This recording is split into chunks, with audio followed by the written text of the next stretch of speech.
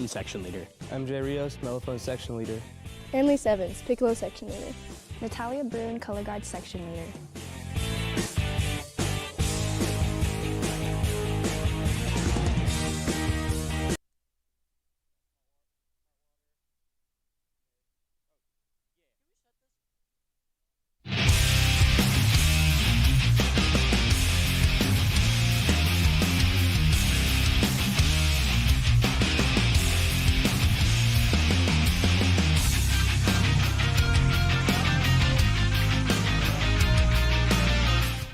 Hi, I'm Chris Clonis. Thank you for tuning in to tonight's live stream of your Highland football games.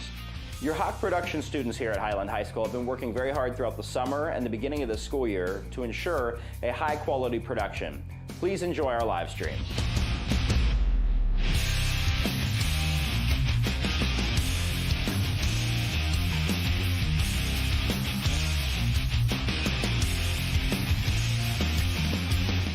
I'm Brolin Bigler. I'm a camera operator that focuses on wide 22 shots. I'm Max Bedell. I'm the director of photography, and I control the replays and direct the cameras. I'm Ari Schoen, and I'm the producer, and I'm in charge of organization of the production. I'm Nico Miranda. I make the weekly hype videos. I'm Caleb Yeager. I'm the technical director, and I operate the video switcher up in the press box. I'm Andrew Sagala, and I'm the audio producer for your live stream. I'm Ian Allen. You'll find me on the field working one of the wireless cameras. I'm Noyo Gershin. I'm the color commentator. I'm Blake Quattrini, and I run your digital scoreboard on the live stream. I'm Madison Holbrook. I'm left field camera operator. I'm Sadie McCluskey, and I operate the right field camera. I'm Jacob Fredericks, and you can hear me as the play-by-play commentator on the live stream. I'm King Gilbert. You can find me on the field with one of the wireless cameras.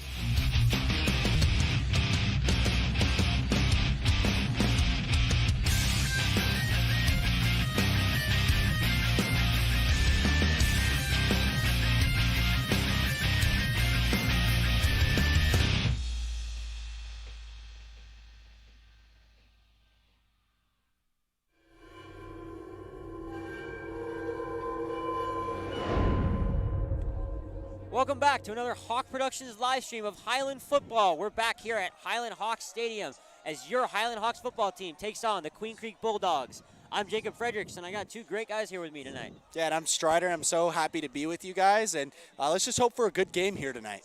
And I'm Noyo Gershin, your colorful commentator for tonight. Yeah, and so for the Hawks, they're coming off a very mistake-driven loss to ALA Queen Creek. They had actually ran 20 more plays than they normally do in games. They were able to sustain some drives, but they just weren't able to finish. Penalties and mistakes killed a lot of drives close to midfield, so they can never get things going until their final drive, in which they finally scored a touchdown. But overall, just not good enough on preventing mistakes. They were at about 32% of plays that they had a mistake on. Yeah, now with losses to Red Mountain and ALA Queen Creek, led by unforced errors for the most part. Highlands on the outside looking in here, trying to make another open division appearance for the second time in school history. But if they don't come out here and get a win against a very talented Queen Creek team here tonight, it's gonna be really tough for them. And Queen Creek is just as coming off a win against Red Mountain, the previously undefeated Red Mountain Lions. Queen Creek was able to take them down. So this is not an opponent to take lightly. Yeah, and for Queen Creek, we know who Highland is going to have to stop to beat Queen Creek. It's number one, Tate Reynolds, Clemson quarterback commit. He has 29 total touchdowns on the year, responsible for almost all of Queen Creek's touchdowns. If they can, what Coach Farrell told me is that he's going to get his moments. He touches the ball on every single play, so he's going to have moments in which if they can limit the amount of explosive plays that he gets, Highland can come out on top in this game and get themselves back into the open division conversation. Because the problem for Highland is right now they have to rely on other results. So but they do have to get the results that they need here. So what they have to do first is get number one mission, get the result here. Yeah, obviously, like you're saying, things need to fall in place for Highland to be able to make this open division tournament, but it starts here tonight. It starts with getting a win here, a win against a team that's this good. None of us are exactly sure how the formula works for the open division. The coaches aren't sure, the fans aren't sure, nobody knows, but we do know that winning against a team as good as this can only help the squad going forward. Yeah, and going into Queen Creek's side, they might feel as if they're a little bit underranked. They beat Red Mountain, who was undefeated going into last week in the high ranking in the Open Division, and Queen Creek still finds themselves at 9, still on the outside looking in with a few 5A teams with some probably easier schedules in the Open right now. So they probably feel as if they're underranked going into this game. Yeah, I can definitely agree with that. They've had some convincing wins this year, but Highland has also had some convincing wins. So, it's going to be a great game, and thank you guys so much for tuning in. Thanks, Strider.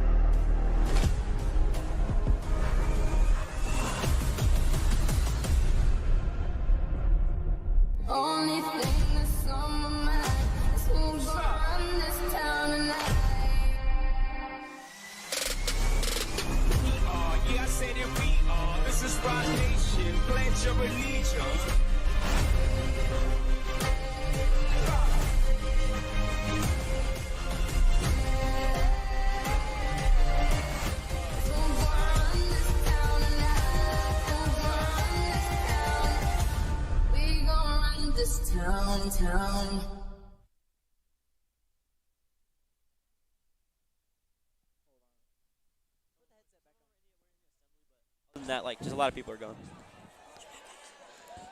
And welcome back. We're about to welcome the Highland Hawks onto the field, getting prepped for an incredible matchup here tonight. And it appears those the Bulldogs coming out. Yeah, some interesting uniform combination here. A purple and tan combination for Queen Creek. Interesting. Always like to analyze the jersey combos here. I don't know if tonight's jersey clash is one that I'm super looking forward to. That gray versus a white and tan is an interesting choice, but it'll still be hopefully a good football game. Should be a good football game. Not the most aesthetically pleasing one though. We're not watching Chargers powder blues against the Cardinals midnight reds, dude. That was a nice jersey. Or even the Commanders versus the Bears over the weekend. I loved that. Oh man, that uniform clash. But for Highland here going into this football game, they have to clean up big explosive plays. They gave up only about 3 to ALA Queen Creek last week, but all 3 of those resulted in touchdowns. And when your offense is struggling and cannot finish drives, your defense has to step up. And the Hawks kind of fell asleep on a couple of plays. And some good news for that Hawks defense, though.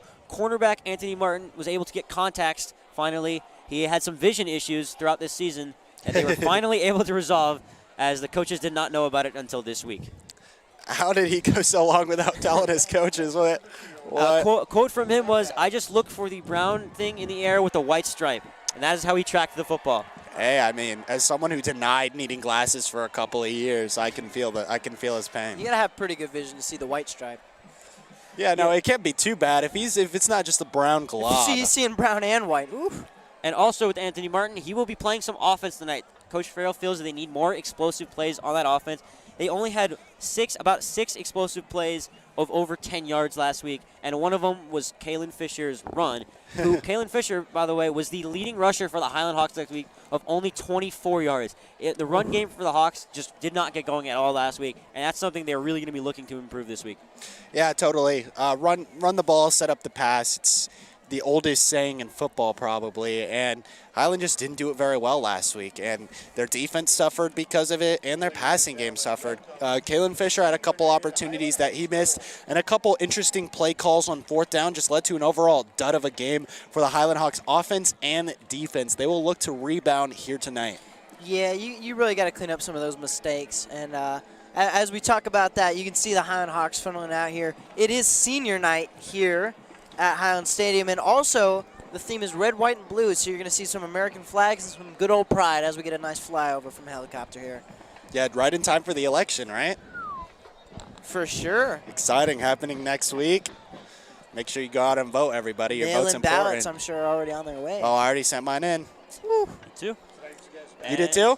Yep. Good stuff, man. Always make sure you vote. Yep, as the Hawks are getting ready to take the field here. 18. As the Hawks get ready to take the field here in their gray uniform. I haven't worn these this year so far, so interesting that they choose to wear them on senior night. The season debut. I believe this is a season tradition for them to wear the grays on senior night. So I'm a fan of the grays. A lot of people here at Highland don't really like the grays.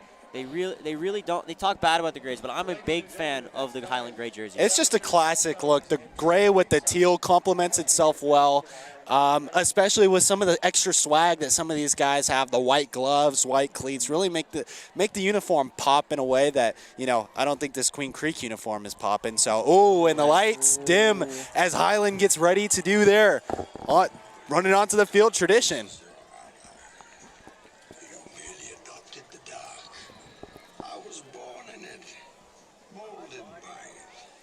With the Bane quote, that's sick. We love the Bane quotes from The Dark Knight Rises. Yeah, wow, intense stuff here for the Highland Hawks. The Highland Hawks on senior night.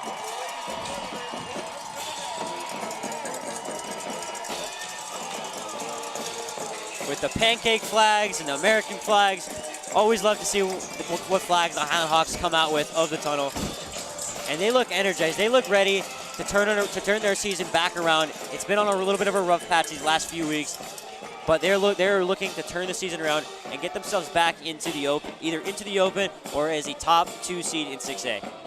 Yeah, and with 2 games left in the season, if they can handle business here tonight and next week against Desert Ridge, the outlook for the season is completely different. They are looking like a bona fide open division team. Whether they make it or not is a different story, but they can do a lot here tonight with a win. The importance of this matchup cannot be overstated. Yogershin, how are you feeling about this? Yeah, I mean, it feels really good. Obviously, this Queen Creek team beat a very, very tough Red Mountain team that a lot of us Hawks fans saw. They beat us pretty good. Red Mountain's been an incredible football team this year. To see Queen Creek go in there, beat them, and then have the opportunity to beat the team that did that tonight, that's massive, and that'd be a huge confidence boost for this team as well. Yeah, so Queen Creek is 7-1 on the season with the loss to Perry. And the Perry Pumas are known for producing some excellent football teams, so that's hardly a loss that you want to be upset about. Beating Centennial, much like Highland did earlier this season, and then Red Mountain, who Highland wasn't able to overcome, Queen Creek was. These teams are actually very comparable in terms of who they've beaten. The only difference is that Red Mountain game. We're going to take a break. Yes. So, just Bend it down to the national anthem here.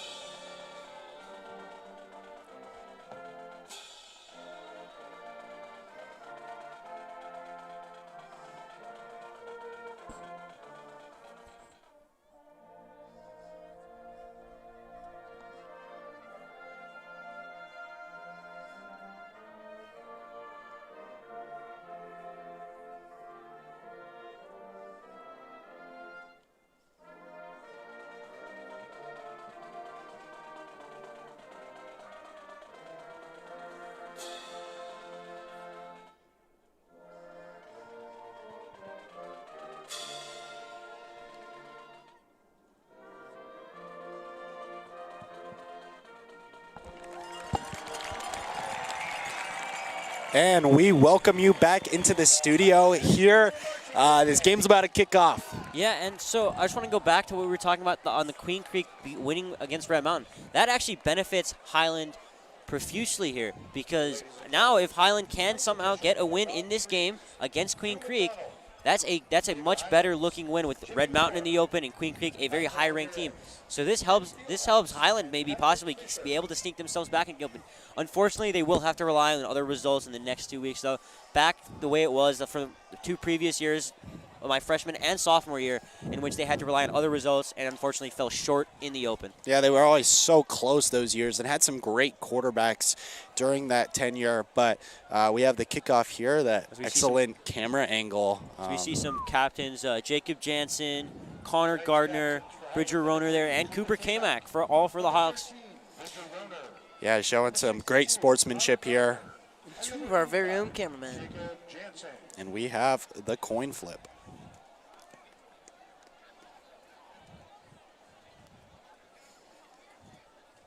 Tails never fails. Till it does. It don't though. More of a heads guy on the coin tosses here. Yeah. Now Tails is the way. Tails is absolutely I'm just being oppositional. Just for the point of conversation. Oh. Looks like Tails. I believe that was Tails.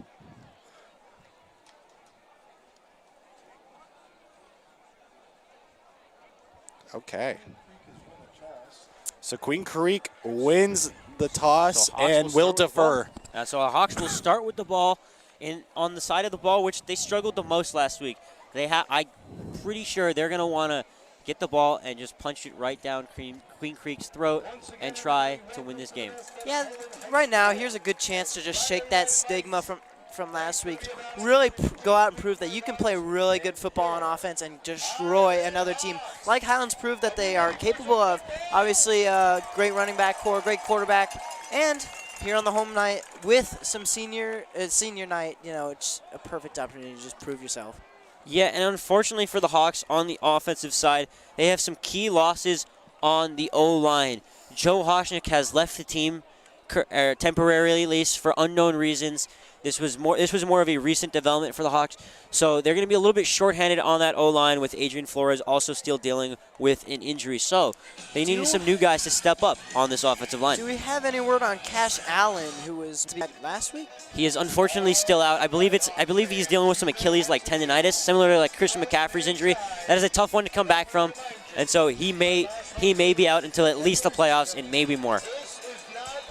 Obviously, best of luck to him. Hope to see him back soon. But for the time being, Queen Creek is going to get ready to kick off for what is going to be a great matchup on November 1st. Oh yeah, first day of November, boys. As Queen Creek set to kick off, and the kick is underway. And it'll be received at about the 1-yard line. As he has space down the right sideline, has a block, and he's able to get all the way up to about the 42-yard line. Great return from Max Brown there to get the Hawks amazing field position starting on the Queen Creek 38-yard line. An excellent starting field position here for Highland, but we saw last week they had some great starting field position in that game, starting north of the 50, I believe a couple of times, and weren't able to get it done. So great starting field position is not enough for this Highland Hawks. They got to come out here, be aggressive, and Bub just needs to dot these receivers up, man. Yeah, as Bubs will line up in the shotgun with Cruz to his right. He'll take back snap, drop back, throw to Hayden Doherty over the middle, and he'll be stopped at about the 46-yard line. Solid gain on first down for the Hawks. And that's something we've seen the last couple of weeks for this Highland Hawks offense is they like to get Doherty involved early. He's a 6'5", 250-pound tight end, a monster, and he can just wreak havoc down the middle of the field. That's something that they're going to try to go to often here early. As Bubs will hand to Cruz Colmore on second down, and he'll gain about 1, and that'll bring up 3rd and 1 for the Hawks. Early third down situation for Highland. We've seen them go bombs away a couple times during this season. So we'll see if they're a little bit more passive here on this one. The aggressiveness has not bode well for them so far in this season. And they've brought in a few defensive guys. It looks like they're bringing in a bigger package here. Cooper K-Mac, outside linebackers in the game. It looks like they may go for a big package run play, and they will hand off, and they will get a first down. Big package, goal line package works there for the Hawks. And just excellent play calling there, right? Just as I was saying before, they've been aggressive in the past and it hasn't worked out. So they throw some defensive players, do a jumbo set, and line up Bub under center, and it just creates some wide open lanes and makes it easier to get a first down on that play. Yeah, I really respect the basics there, just being able to sub out just that quickly and that efficiently. Yeah, it shows a well-run team. As Bubs will take a snap on first down, will hand to Cruz Colmore. So get pretty much stopped at the line of scrimmage. Queen Creek all over that one, unable to get outside for Cruz. Yeah, he got about a yard gain there on that one, and he just met a wall. He tried to bounce out, but at that point, they already had their arms around him. It was too late, so decent run, but 2nd and 9. They're going to have to get something going to avoid a 3rd and long. Yeah, and as Bubs will take the snap, hands to Colmore. and he will gain about 2 or 3 yards, and then I'll set up the Hawks for a little bit. 3rd and maybe medium. Looks pretty long. It looks like he didn't gain too many yards on that run, and it'll bring up 3rd and 8 for the Hawks. 3rd and 8 here for the Hawks, and this Queen Creek defensive line is playing well to start this matchup, getting good pressure and just able to stop the run. And a 3rd and 8, 3rd and long, we'll see if they're up to the task of potentially converting here and keeping this drive going. As Bubs will line up an empty backfield, and now Cruz will motion into the backfield. On his left, 2 receivers to his right, 2 to his left. Bubs will drop back, take snap, throw over the middle to Cruz Colomar, who is wide open and will gain all the way up to the Queen Creek 19-yard line. Yeah, so big on that play for the Hawks. So on that one, RJ Jackson for Queen Creek, their middle linebacker. Yeah, we'll watch that. Look at number 7, the middle linebacker. Was supposed to cover that middle of the field, but instead they send him on a delayed blitz, leaving it wide open for Highland to convert on that long 3rd and 8. As Bubs will take the snap, go play action, throws over the middle, and it's intercepted. It is intercepted by Queen Creek. Goes down the sideline, and he will break a tackle, and he will finally be tackled all the way to the Highland 45. Big mistake from Bub there, and Queen Creek catches a break early, and we'll start now on the Hawks 45-yard line. Yeah, we're talking about mistakes pregame. That's something we saw a lot of last game, just in the past game.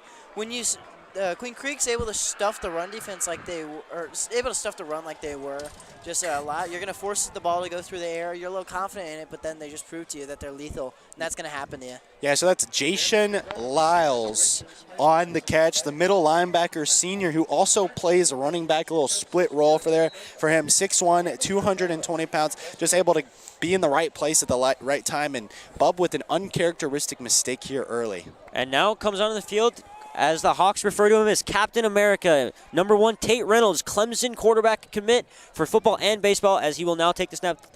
Looks to his left, look to get outside the pocket, and the Hawks will be all over him, though. They sack him for a loss of 1. Great defense from the Hawks there, and that's what they're going to be looking to do to him all game. Yeah, and a loss of 1 there on that play, but if you watched, Tate Reynolds looked extremely comfortable in the pocket, wasn't flustered and didn't make a bad decision here early, just stepped out of bounds, lost it 2, but they'll live to fight another day. Yeah, and that's what Coach Farrell said they have to do. He's going to touch the ball on every play, so he's going to get yards, but they have to limit the amount of chunk plays and the amount of big scoring plays that they allow Tate Reynolds to have. As he'll line up under center here, and will fake the pitch. He'll hand off to the tight end. That's Dylan Sims on the carry, a UCLA commit for Queen Creek, and it'll be a 3rd and long for Queen Creek, immediately stopped at the line of scrimmage by Carter Cawthon. A great play by the Highland defense, and Tate Reynolds hasn't got an opportunity to show who he is yet, and Highland's doing a good job of, despite the bad field position, holding them to losses on each of these plays. And it looks like there will be a whistle. Unclear what the whistle is. Maybe an issue with the spot or something or with the clock. Most likely. Most likely a play clock issue.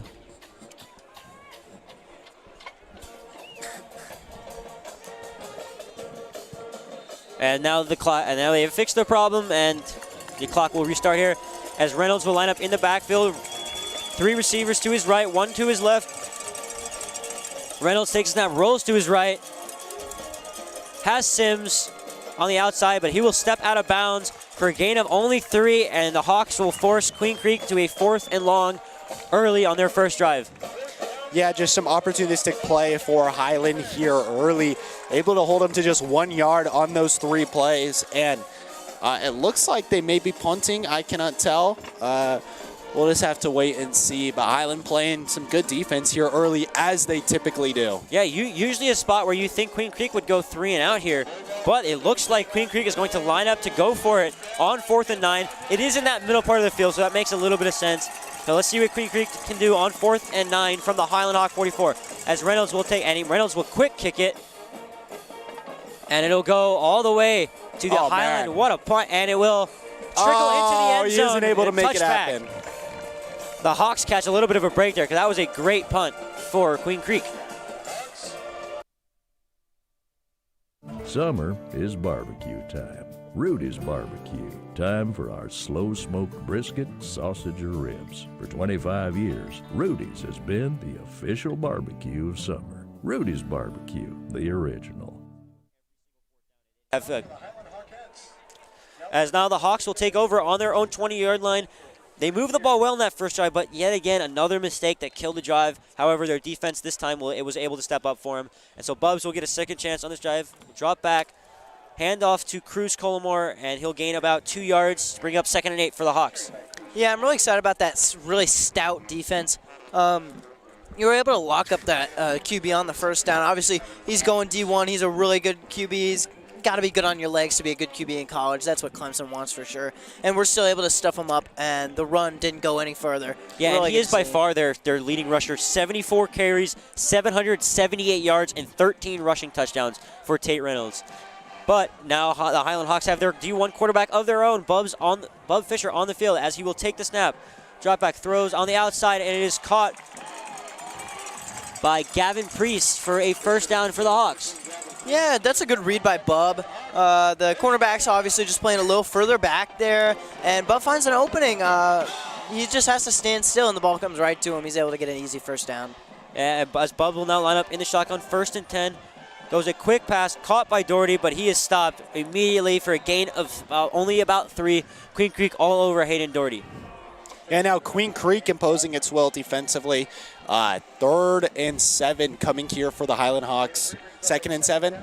Yes, it is 2nd. Sorry, the people on the field had the marker wrong, but it is 2nd and 7 for the Hawks. I feel like Tom Brady in that one Thursday night game against the Bears. Thought it was 3rd down. Thought it was 3rd down.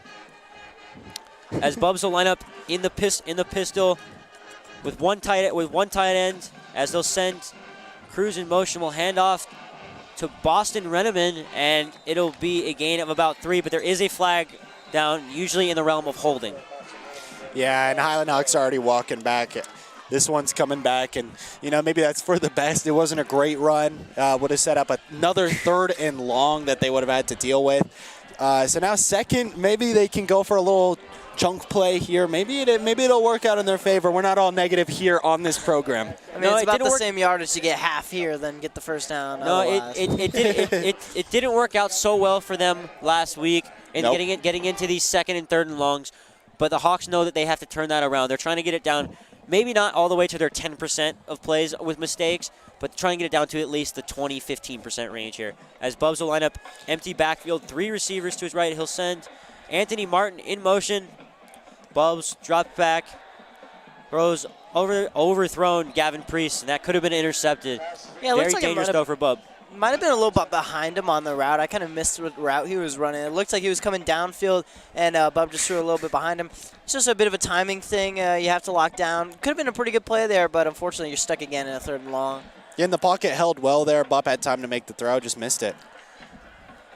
Yeah, and that's been a little bit uncharacteristic for Bub. This year he's been quite accurate with some of his throws. He just hasn't been able to have enough time to throw them well. But so far tonight, he's had time. He's just made a couple errant throws. And so it'll bring up 3rd and 17 for the Hawks on their own 25-yard lines. Bubs drops back, steps up in the pocket. He'll look to run, and he'll have some room as he trucks a man, and will pick up about half, and will still bring up a 4th and 8. But Kalen Fisher running angry there for the Highland Hawks. Yeah, and he levels number 7 on that one, R.J. Jackson.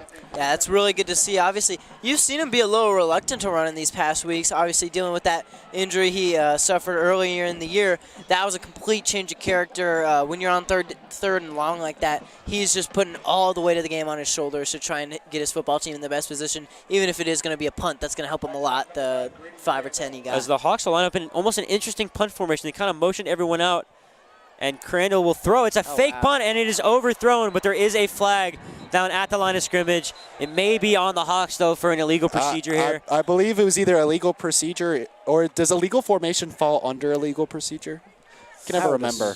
Maybe. It's a variety of different things that illegal procedure can be. It can be a fake punt for the Hawks, though, and it does not work out. Grady Crandall overthrows his receiver, Crew Lunt, there. I mean, I'm sure he saw the flag, maybe he's thinking he got a free play there, so he wasn't too worried about overthrowing. Yeah. Benefit of the doubt on that one. Yeah, it was definitely an interesting. And it is on the Hawks, though. I believe it was probably a legal formation. And the Hawks will turn it over on downs. And Queen Creek will take over at the Highland Hawk 31-yard line. Or does that 37-yard line. Does that result in a loss of downs? They declined it. They declined the penalty, so it was incomplete on the flake punt. See, that made sense. So maybe Hawks taking risks early, but that one did not pan out for him. As now Tate Reynolds will come back on the field after Queen Creek went 4 and out on their last drive. Yeah, and basically the same field position. A little better, actually. Maybe slightly better. As Reynolds will line up with 2 receivers to his left, 2 to his right. He'll step up. It'll be a quarterback draw, and Reynolds will pick up a gain of about 8 there. That is where he is at his best when he has room to run. Yeah, we're going to take a moment to step back and thank Tradelands Realty and Property Management, who are experts in Arizona real estate, providing a full-service real estate solution. We can help you buy, sell, or manage your property. Thank you so much to Tradelands. But yeah, right there, obviously a very experienced and very good quarterback there. Sees the pocket his O-line creates, and he doesn't wait a second to get a chunk play out of it. That's just good ball IQ by the ball handler there. Yeah, as Reynolds will now line up in the pistol formation, 2 receivers to his right, 1 to his left.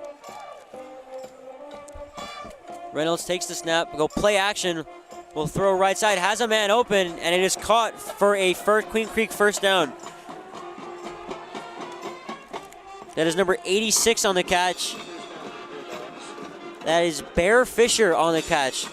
Great name there, Bear Fisher. That's a really good name. I love the name Bear as a first name, almost like Bear Bryant from Alabama. Yeah, unfortunately, you're just a little deep on the coverage there, so he's able to get a really good chunk down play there. Takes you a second to get down there and make the tackle, and that's enough for the first down. Yeah, that was the best play here early for this Queen Creek offense, ran by the very productive Tate Reynolds. As Reynolds will pitch to Dylan Sims, and Sims will be stopped for a loss of 5. Hawks all over that. Cooper Kamak in on the tackle there. Yeah, he's rolled around a little bit in the backfield. After we just saw a really good offensive line play 2 downs ago, really awesome to see the defense just breaking through, getting that early look, and able to stop the play dead in its tracks, lose about 4. Yeah, and Highland's doing a great job of sealing off the edges here early.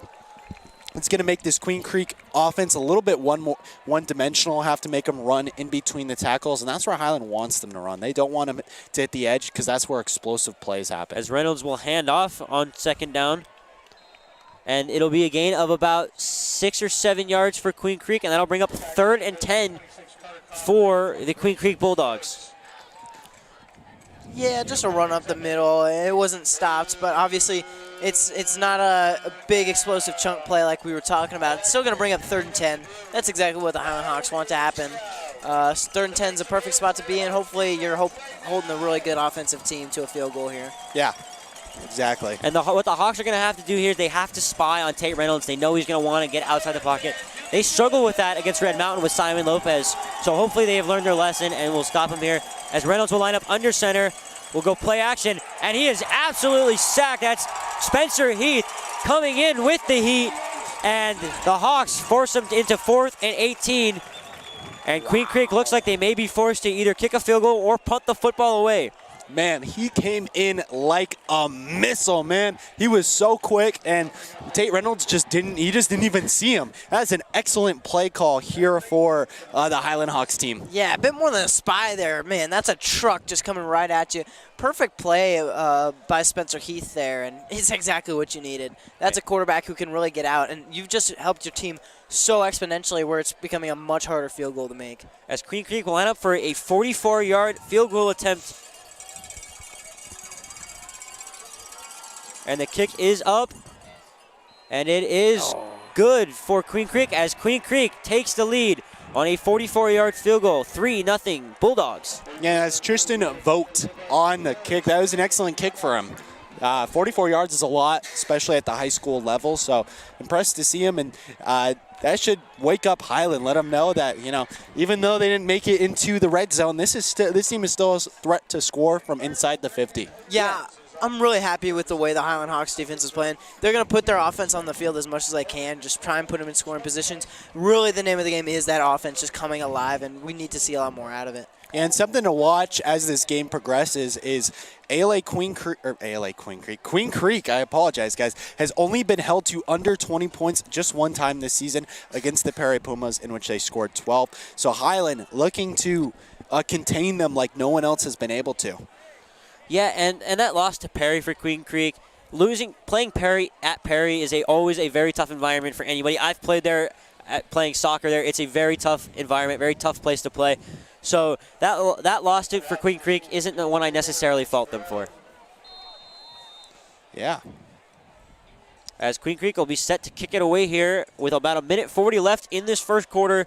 The Bulldogs leading 3-0, but the Hawks defense has been really good so far, especially with Queen Creek having the ball only in Hawks plus side territory. Yeah, they've started almost every possession in Highland territory. As Max Brown will take the kick to about the 19-yard line. So that's where the Hawks will start, and not the best field position for Highland here. They're hoping to sustain more drives, and that's what they really didn't do last week. They'd have drives, and then they'd have a mistake, penalties that would move them back, similar to that on that last drive. So they were looking to fix those problems and get the ball down the field. Yeah, we were looking really good on the last one. Obviously, you make a good chunk play, and then you're pushed back almost 5 yards, and to bring up like a 15-yard first down, that's going to kill momentum every single time. Yeah, as Bubs will now take the snap. 1st and 10 from the Highland Hawk 19. Bubs will keep the ball on a read option and will gain about 4 yards. Really the first read option we've seen from Kalen Fisher this year. Starting to utilize his legs a little bit more. We know he can run the ball, but the Hawks really haven't utilized that much. So nice to see Bubs using his legs. Yeah, we're going to take a moment to step back and thank Environmental Drain and Odor Services, who offer many services including hydrojetting, camera inspection, odor control, smoke test, drain cleaning, backflow certification, and sewer repair. But yeah, I definitely think Bubs is on a different mission today on senior night. He wants to take the team on his hands. He's not happy with the way they're playing either. As Bubs will hand to Cruz Colmore, and he'll be hit hard at the line of scrimmage and driven back by that Queen Creek defense. And that'll bring up 3rd and 4 for the Highland Hawks. But yeah, like I was saying, I'm sure that's been a conversation he's had with his coaches. Bub wants to run more. He wants to create more opportunities for his team. We've already seen more running out of Bub than I think we've seen throughout most of this season. And it's really good to see. I want to see how that plays out further. As Cruz looked like he was a little shaken up after that hit there, so that'll be interesting to watch for the Hawks. Hope he'll be okay. And now it'll bring up another 3rd down for Highland with 25 seconds left in this first quarter, but they do have to run a play before the end of the quarter, as Bubs will line up in the shotgun with 2 receivers to his left, 2 to his right. They'll send Anthony Martin in motion. Bubs drops back, steps up, delivers, and it is caught for a 1st down for Highland. That is Max Brown on the catch for a gain of about 7. Yeah, just an excellent job going through his reads there.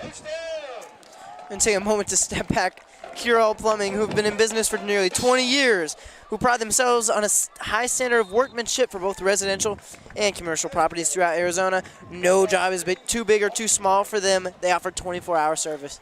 But, like Strider was saying. Yeah, so good job for Bub right there to just go through his reads. He first read is that swinging back out on the right side, and he's able to realize that there's a better throw down the middle, makes an on-time pass, and if he can continue to make passes like that for Highland tonight, it's going to do wonders for their offense. Yeah, that's not an easy pass to make. They have a really lethal secondary there on Queen Creek, and he's just able to nail it right through them right there, and he's makes a really good chunk play, exactly what we needed. Yeah, as the first quarter comes to an end, the Queen Creek Bulldogs lead the Highland Hawks 3-0, but a quite even game so far to start this game. No team has really looked much better than the other. Highland just had a few mistakes that Queen Creek has started in very good territory, but Queen Creek hasn't really gotten, I think they've gotten maybe 1 first down, but maybe not even. But so the Hawks defense has been great. The Hawks just have to allow their offense to stay on the field. Yeah, and honestly, in this game, it looks like both defenses have been pretty locked down. Queen Creek's offense just got the benefit of their defense getting a stop, a 4th down stop on the plus side of the plus territory. So, I apologize, guys. Queen Creek's I'm struggling too, Strider. Yeah, I know, dude. Back-to-back weeks of a Queen Creek team. Sorry, guys. Queen Creek's offense hasn't had to do much in this game, and they still scored some points off of it. So Highland needs to do the same thing and let their defense relax a little bit.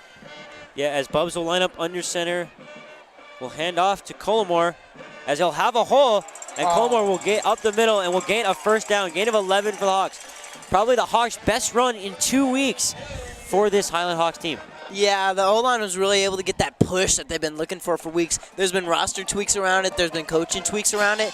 That's exactly what you want to see. Colmore, he's great at getting through that hole and just maneuvering around defenders, a little speedy guy. He found that hole for the first time in a while. As Bubs will go play action on first down, will heave it deep down the field to Anthony Martin. Got behind the defense and just can't come up with a little bit of contact back there. Hawks may be asking for a flag, but Anthony Martin, that one went right through his arm. He's going to feel like he should have had that one. Yeah, right through the arms on Anthony Martin. Obviously, the speed and timing of that is a little wonky. He's already tiptoeing and wobbling over here. That's how it goes on every long pass like that. What I am excited about is the timing and just like a really, really great pass by Bub. That's exactly where it needed to be. And you're already waking up the defense just by showing that you're willing to do that. Oh, I'm not running the ball. I'm throwing it 40 yards down the field. And that's going to change the defense immediately. And that's why the Hawks moved Anthony Martin to the offensive side. They knew they needed more explosive speed, more speed. As Bubs on second down will hand off to Boston Renneman, and he will gain about a yard, and it'll bring up another 3rd and long for this Highland Hawks team. Yeah, right after a long play like that, they're thinking long again, but obviously I think that's the right move to try and punch it up the middle, but it didn't go their way that time, unfortunately. But it's going to bring up a long 3rd, which Highland Hawks have not had the most success with. They really need to find a way to punch it down. I'd love to see another good check down just to one of the sides like we have seen a couple times today.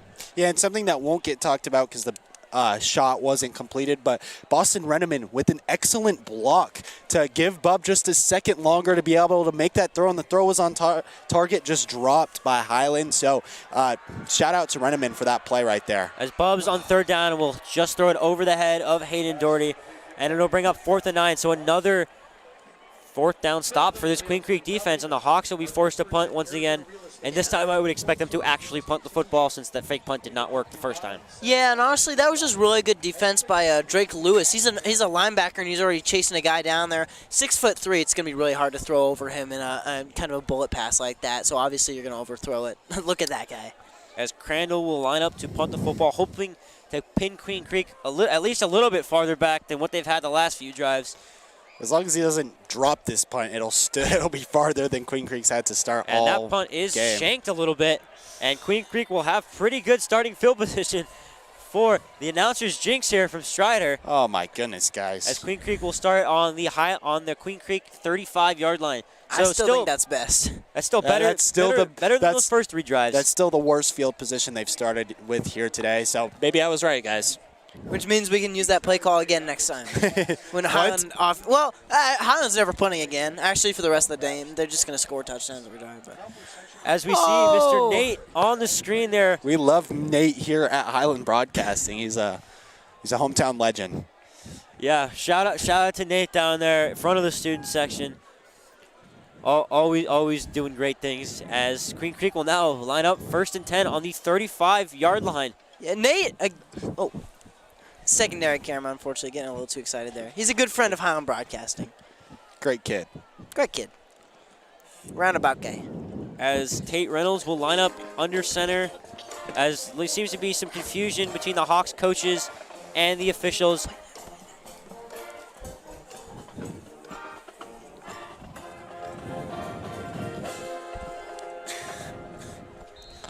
So now Tate Reynolds will line up under center for 1st and 10 at the 35-yard line. Reynolds takes a snap, hands off inside, and it'll be stopped for a gain of about 3. A little bit of push there, though, from the Queen Creek offensive line to get their running back an extra yard or 2. Yeah, just loaded the box there with some extra tight ends and a whamming tight end, able to get that last block needed to get some push. In the moment of silence here, I'm going to give a big shout-out to Scott Bradford. He's the volleyball coach here and a big fan of Highland Productions. Howdy, Scott. Enjoy the broadcast. Thank you guys always for tuning in. We appreciate you so much. Yeah, as Tate Reynolds will line up under center, 2nd and 6 now for Queen Creek. And he'll drop straight back, look to pass over the middle, and it is caught by Sims. What a dart. For looks like he's going to be stopped about a yard short of a first down, and that'll bring up 3rd and 1 for Queen Creek. Summer is barbecue time. Rudy's Barbecue. Time for our slow-smoked brisket, sausage, or ribs. For 25 years, Rudy's has been the official barbecue of summer. Rudy's Barbecue, the original. It just didn't look that. And welcome back. Thank you, Rudy's, for always sponsoring. They're good. As Reynolds on 3rd and 1 will sneak it for a first down for Queen Creek. A sneak that goes 5 yards. Looking a little bit like the tush push. Yeah, but they don't need the tush push to get more than a yard. They have a great quarterback who can just run for 5 yards straight through defense. As Queen Creek will now start 1st and 10 at the 50-yard line.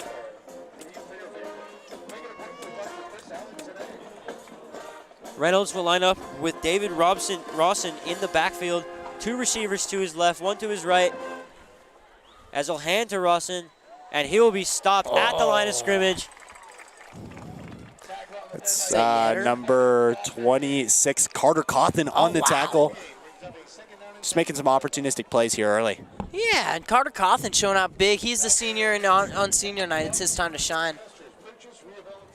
He's really awesome, just able to get through a very strong O-line. They've already imposed themselves on some of these run plays, and if you're able to get behind it and stop the run from there, wow. Yeah, and wow is right. 2nd and 10. Reynolds will line up in the pistol as he'll send Rawson next to him now. 2 receivers to his right. Reynolds will drop back, and he will have room to run, and he will get a first down for Queen Creek. That you're seeing his class here. Man, he is fast. Wow, he just darted, escaping tackles, and first down here for Queen Creek. They are driving their best drive of the game by far here early. Yeah, and they're just chipping away. This Hawks defense, some really good short passes and then some really good runs. It's just showing a little bit of everything with a really dynamic play calling. The only thing we haven't really seen is that long play, but obviously it's working for them. Why would they change it? As Reynolds will line up under center, will hand off to Rawson, and he will almost break outside, but the Hawks will stop him for a gain of about 3.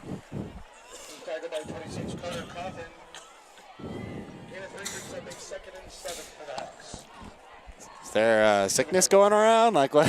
No. Sorry, guys. Lots of coughing here in the booth.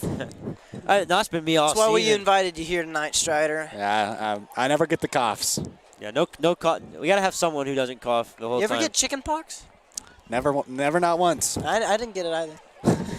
I hear it's a thing, you know. I've heard. Give it to your children. I've heard some mentions about chicken pox in the past, but let's get back to this game. As Reynolds will line up in the shotgun. He'll send 2 guys in motion. That looks like that would be an illegal shift as Reynolds will run down the right sideline and will just run out of bounds. And that'll be 5 yards on Queen Creek. They had 2 guys in motion at once. You are not allowed to do that after onset. So that'll be an illegal shift and bring up 2nd and 12 for Queen Creek. Yeah, or just maybe about. the Hawks may decline it and choose to take it to 3rd and 8. Yeah, we're going to take a step back through the commotion to thank Environmental Drain and Odor Services, who offer many services including hydrojetting, camera inspection, odor control, smoke test, drain cleaning, backflow certification, and sewer repair. Thanks again to Environmental Drain and Odor Control Services. But yeah, all the refs were mad about that one right there, yeah? Seems as if Highland may have declined the penalty. Yes. And will bring up 3rd and... Unclear with the ball spot. No, they will accept the penalty. They do accept. And it'll bring up...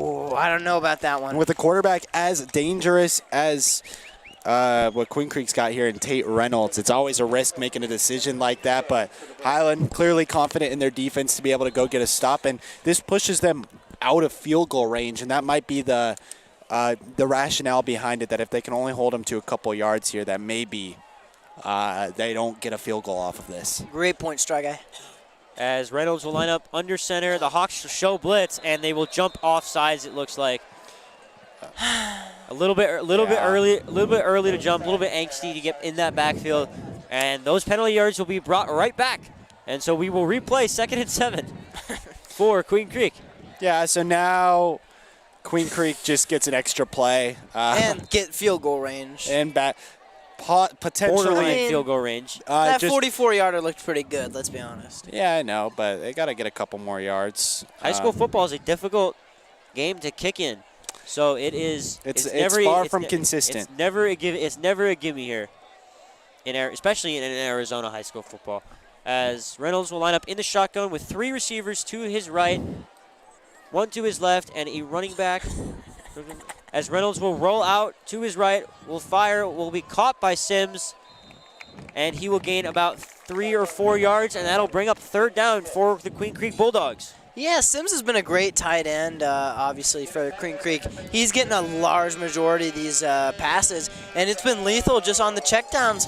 Really good job, Highland, just preventing that 1st down, because that's all that really matters there. Keeping it a 1-score game, that's the possibility you create for yourself.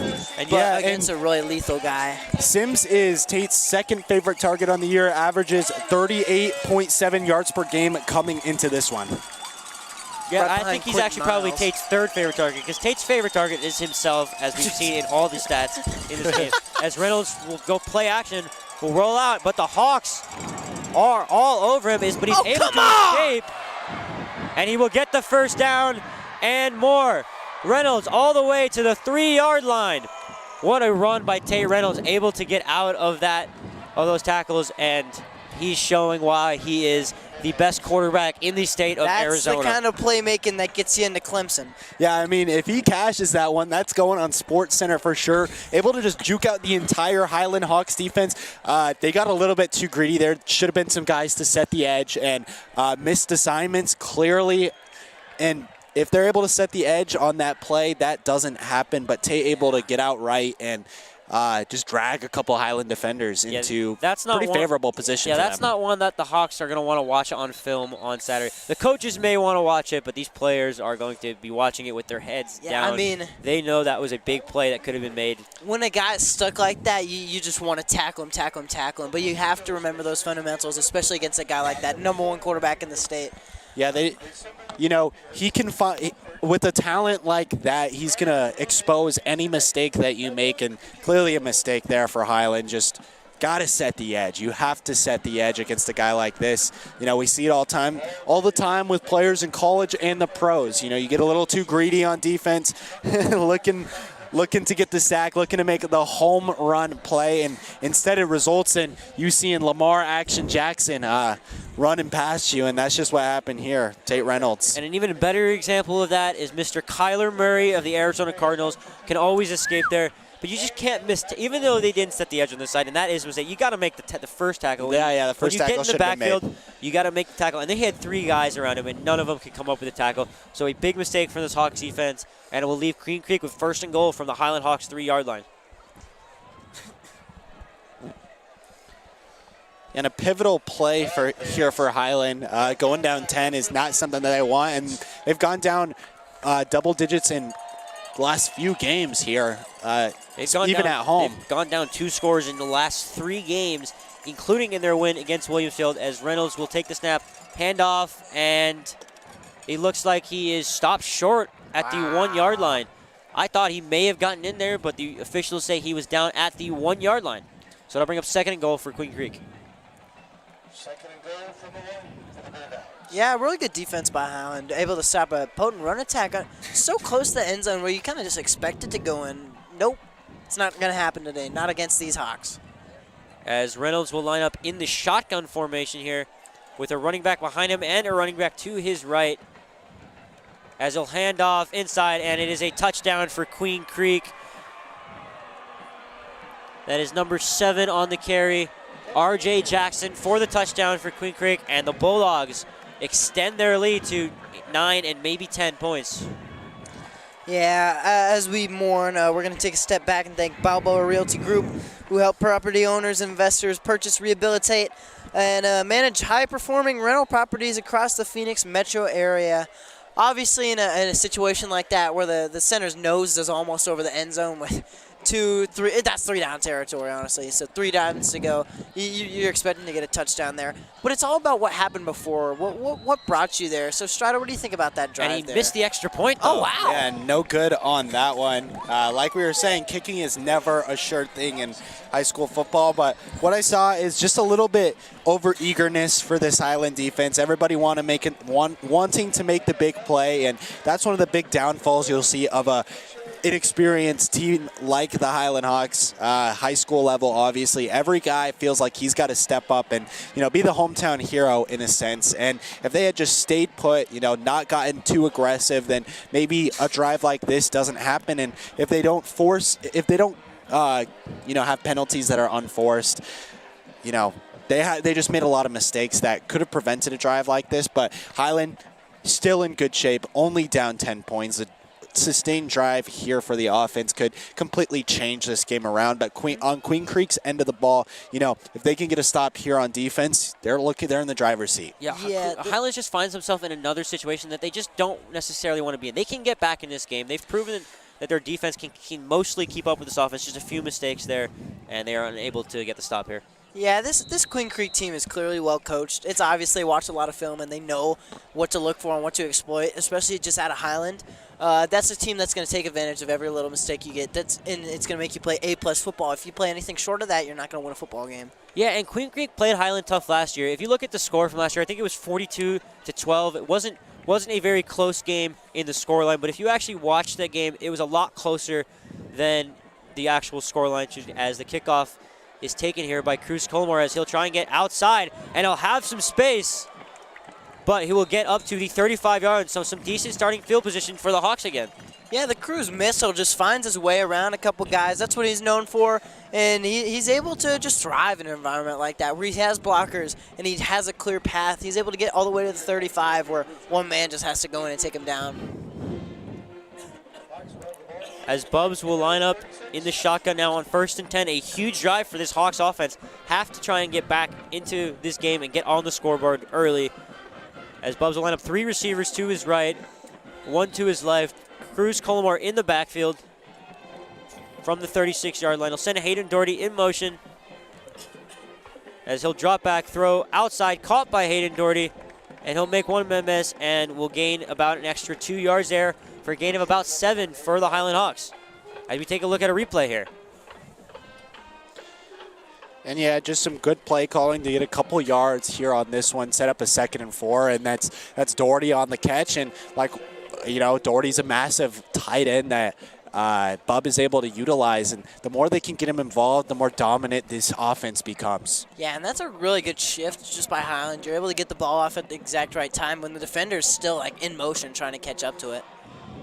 As Bubs will hand to Boston Renneman on 2nd down, but Queen Creek is not fooled, and they will gain still about a yard, and it'll bring up 3rd and short for the Hawks. You got to think at this point in the game, the way the game's going, this may be 4-down territory.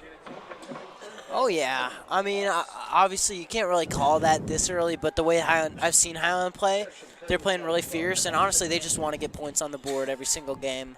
Yeah, I call it 4 down. This Highland team is always very aggressive, and with some great field position that maybe they don't want to give up. This potentially could be 4-down territory. We'll see based off how they run this play. If it's a running play, there's a good shot that maybe they go for it here if they're confident in their guys. As Bubs will take the snap, will hand to Cruz Colmore, but they will not need 4 downs as they will pick up the 1st down. Cruz Colmore with a gain of about 6 or 7 yards, and the Hawks will move the chains. And that's what Highland needed there. Don't want to get into 4th down situations if you don't have to. So clearly, gets the 1st down. Cruz Colmore having a great game in the kick return and imposing his will as a running back, a running threat. And 1st down and 10 coming for Highland. There's 3:40 left in this one. The clock on your screen is incorrect. As Bubs drops back, throws over the middle, caught by Doherty, is able to make one man miss and will gain about 7. So another chunk play on 1st down for the Hawks, and that's what they need to keep consistently doing, moving the ball on 1st down. Yeah, I think Doherty is just a key to this offense, who I don't think I've seen him used enough. He is the type of guy who's going to get you a consistent 5, 6, 7 down the middle, maybe sometimes in the ends, as we saw with that shift. That's what you need to win the football game, and if you can't save yourself by running the ball and airing it out, you have to go to Old Reliable a lot more often. And that's what we've seen out of Doherty. He's just getting all these good chunk plays today. I mean, he's 6'5". When he falls down, he gains an extra 4 yards. Like, why not get him involved? As Bub will drop back, throws over the middle, and it's caught by Cruz Colomore for a first down for the Hawks at about the 9-yard line. Let's see a replay here. Yeah, we were absolutely loving that last throw that he made long, just missed the catch, but this is an even better throw and a lot bigger of coverage. Defender reads it well, he's coming right in, but it's just awesome separation. What a play, and a great game sense. Yeah, great game sense, and Bub had the opportunity to rush for the first down, but he's so confident in his arm that he's able to make that play. And a little read option play here for Bub, and he refuses to go down, is eventually taken down at about the 6-yard line. It'll be 2nd and 6 here for the Highland Hawks. Yeah, I think Bub, like we were saying earlier, this is his game. Everybody knows on this team they have to beat Williams Field. The goal for Highland is always going to be open. It's never going to be anything short of that. Bub wants to take it into his own hands, and you can see he is absolutely just crawling and conniving for that extra yard or two. Yeah, as this seems like for the Hawks, with about 2 minutes left in this first half as a must-score drive, I would willing to bet if they do not get it on these next first 2 plays, they will go for it on that third play. So Bubs will line up in the shotgun with 2 tight ends as he'll send Anthony Martin in motion, as he'll hand off to Colmore, and he's able to break the first tackle but not able to break the second. It'll be a gain of about 1, and it'll bring up 3rd and goal from the 5-yard line for the Hawks. Man, it's just been a wall on most of these running plays. This Queen Creek defense is setting the line well, bless you. And Highland just needs to figure out a way to get Cruz out wide. But, doing a good job so far. 3rd down and, roughly around 5. Cruz able to get a yard on that one. So 3rd and 5 coming here for the Highland Hawks. Yeah. As Bubs will line up in the shotgun with 2 receivers to his left, 2 to his right. Those are drop throws caught by Hayden Doherty for the touchdown. Hayden Doherty with his 3rd touchdown and his 2nd straight week with a touchdown catch, and the Hawks get right back in this game. Yes! Yeah, and like we've been saying for weeks on end, you get Doherty involved, and I think we're going to get a replay here just in a moment. Get Doherty involved. He's such a versatile tight end, and let's watch this play. Bub gets the snap, drops back, sees Doherty is open, and just an excellent throw and catch on time. Doherty makes the play, and he's becoming the tight end we need him to be, and it's a 2-point conversion. As Grady Crandall looks like he is stopped just short, and the 2-point conversion attempt is no good. Some interesting trickeration for the Hawks. I actually like that play call. Just an interesting trying to steal a point Trying to catch there. him off guard, and it didn't work, but we like the play call. We like to see how aggressive they are. Yeah, and you're still happy to tie it up with another field goal coming in. But, yeah, what a game. What a catch for Hayden Doherty, the #1 senior 6'5" guy on senior night. What a guy, and what a play. He's having a really good night tonight. Yeah, and like you briefly mentioned, due to the missed PAT by Queen Creek 9-6, I think the reasoning there was, if they go and get 2, they can potentially build a bigger lead. But, it's okay. And it still keeps them within a field goal going into either halftime, or they still do have 3 timeouts, maybe try and get a stop, a 3-and-out, and get the ball back and score again before the half ends. Yeah, 1:08 left in this one. Queen Creek is up 9-6. It's been a highly contested matchup here early. For sure. It's awesome to see Highland punting the ball.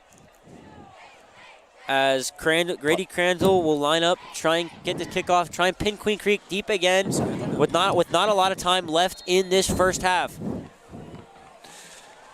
Yeah, 1:08. Queen Creek's going to try to get some splash plays, and if not, they're going to head to the locker room with a lead if they just don't make any mistakes here on this drive. As Crandall's kick will be a line drive kick, will be received by Queen Creek at about the 1-yard line, and he'll take it out and have a lot of space up the middle. But there is a flag down, usually in the realm of holding. I hold on Highland there. On Highland? Yeah, that's what I saw. I thought he held the guy there, but I might have missed something there. Let's see what they call. Hopefully it's on them. It looks like the officials are starting to walk back. Yeah. And that's when I saw the flag go out anyway. Holding. It is on Queen Creek, and that'll bring them back much farther than where they were. That penalty was all the way at the 20-yard line, so that may be half the distance to the goal to the 10-yard line, which is where it appears Queen Creek will start with the football. Bad read by me. Sorry, folks. No, it's okay. We take some shots and we miss some shots. You missed a shot here today. Do better next time. I will try. Hey, but you miss 100% I shoot like of the shots you don't take. Does for the New York basketball Knicks. Oh yeah. Hey, we love the New York basketball Knicks here at the Highland Hawks Productions, and we love Landry Shamet. He's a great player. What a great guy. But yeah, the Queen Creek offense now starting this drive on their own 10. Hardly great field position, but this is a team that can make some big splash plays, and a first down here to start this drive. They're rolling. Yeah, Reynolds just was able to get that ball out quickly, and that's when Queen Creek's been the most successful in this game so far. When Reynolds gets the ball out quickly. When he's not, the Hawks have actually had some really good pressures in this game. Their D-line is playing, their front four especially is playing a lot better than they have in the past, and some of these the defense is dialing up some different kinds of blitzes. Yeah, like you say, when he's able to get the ball out quickly, I mean, he's just looks like a shotgun out there. He gets the ball and it doesn't even look like he winds it up. It's just out in the barrel, and it's just dots every Shoots time. it out of a cannon. As Reynolds takes the snap on 1st and 10, overthrows his receiver, intended for Crew Levitt there, and that'll be incomplete, and it'll bring up 2nd and 10 with 52 seconds left, and the Hawks are able to keep their time out there on 2nd down. Crew Levitt, fun fact, is a state champion in the 4x100 for track and field, a really fast wide receiver for Queen Creek. And he's lucky he didn't catch that ball because he was going to get blasted on that one. Maybe a little benefit there for him.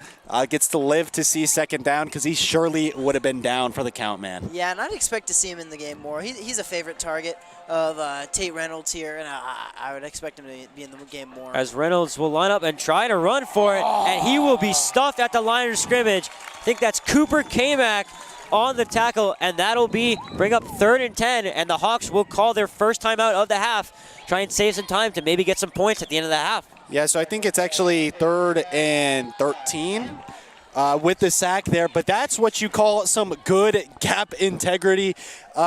Just able to stay in your position, and when he tried to cut out right, guess what? There was a man there to sack him, and that's exactly what the Highland Hawks defense is going to look to do all night. Yeah, I mean, he was right there. He didn't buy into any fake plays. Yeah, that's just good football move, and Cooper Kamak's been a really good defender. He's seen this a lot, and he's able to stop an incredible quarterback. And Cooper Kamak came into the season really hot. We've been hoping to see a couple more splash plays from him in the last couple of weeks. Largely, this defense has been without the splash plays that we're so accustomed to here in Gilbert, but a splash play right there, and now Highland playing some good defense. It can't be understated, that long drive that offense just went on. It just completely revamps the defense, makes them fresh, and now 3rd and 13 here for Queen Creek.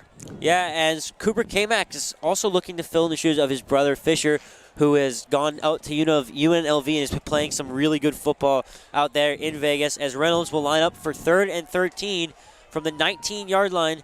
He'll take the snap, roll out, and he'll hand it off, and they'll run a misdirection on the outside, and he has a lot of room, and he will be able to pick up the 1st down. So some misdirection for the Queen Creek, and the Hawks were fooled by that one. Yeah, it looks like David Rawson who took it there, and that's just a really good play design by them. Great trickery, because Highland's actually pretty good. So 4th down, it's about a 4th down and 1. They deemed that he stepped out. I think he didn't even realize he stepped out. The Queen Creek sideline definitely doesn't think he stepped out.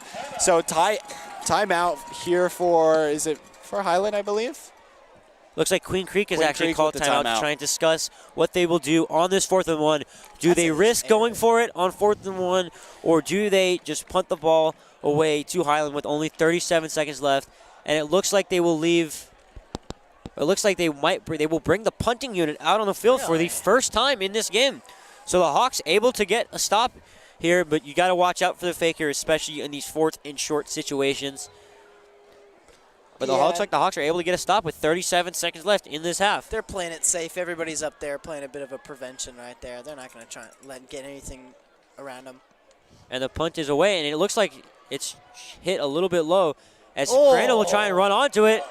and he'll have a little bit of space, and we'll get up to the 46-yard line. With about 27 seconds left for the Hawks to try and get at least into some field goal range for Caden Leonard to try and knock it through the uprights. Yeah, when you get a bouncing ball like that with all those defenders heading right to you, more like a bouncing bomb. I mean, it's just rough, and it's a really good catch by Crandall. They're just able to take it in, which could be easily like a dangerous play if he misses that catch, lets it roll right by. Yeah, always a risky play touching the ball with so many of the members of the defense there on that one, but and one with so much motion on it. Yeah, exactly. But Queen Creek decided it wasn't worth the risk of potentially setting Highland up in field goal range. But Bob is going to have something to say about that. Another pass is completed by Doherty.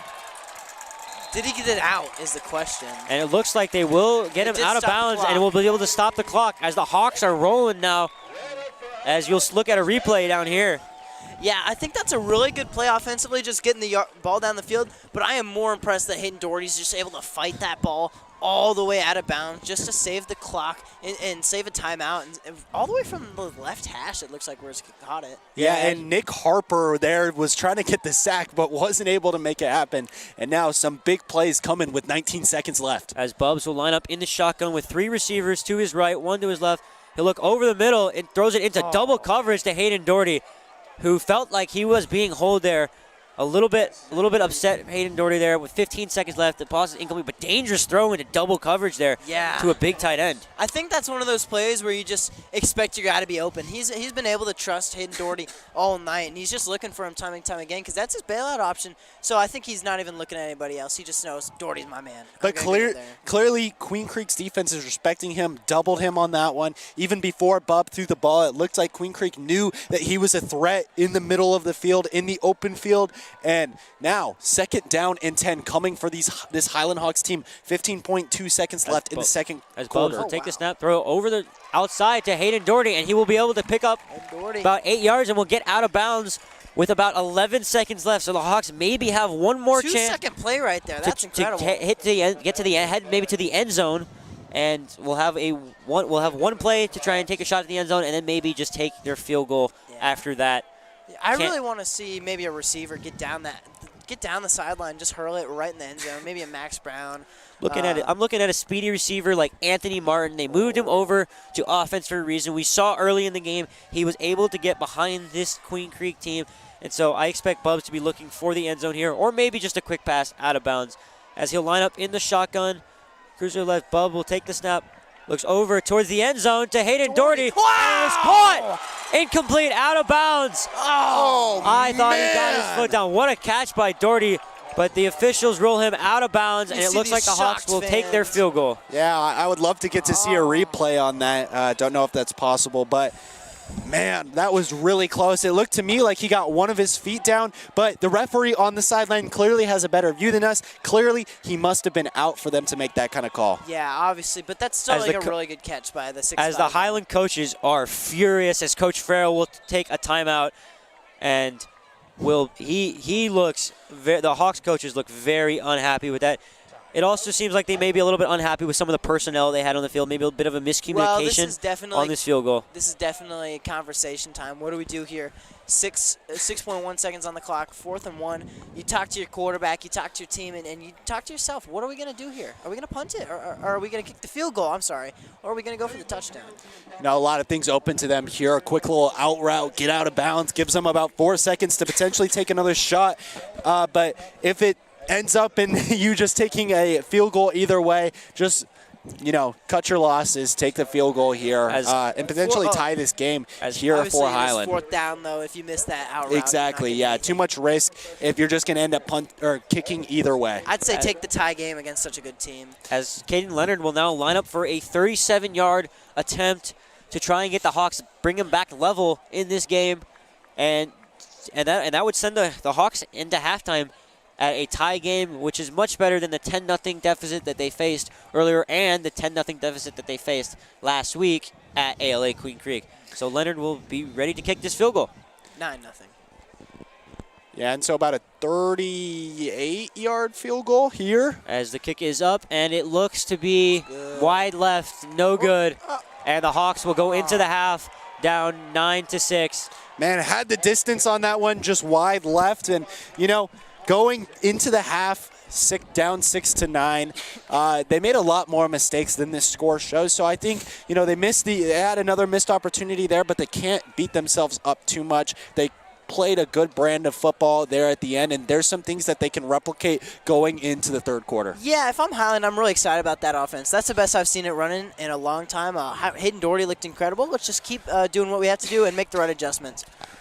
Yeah, and so that'll wrap up the first half with your Highland Hawks football team trailing 6-9 to the Queen Creek Bulldogs, and we'll catch you guys in the second half. Thank you for watching. What sandwich is that? Oh, sorry for interrupting the play-by-play. My bad. You're good. I only did it once. Hey, no, you're doing good. I wasn't.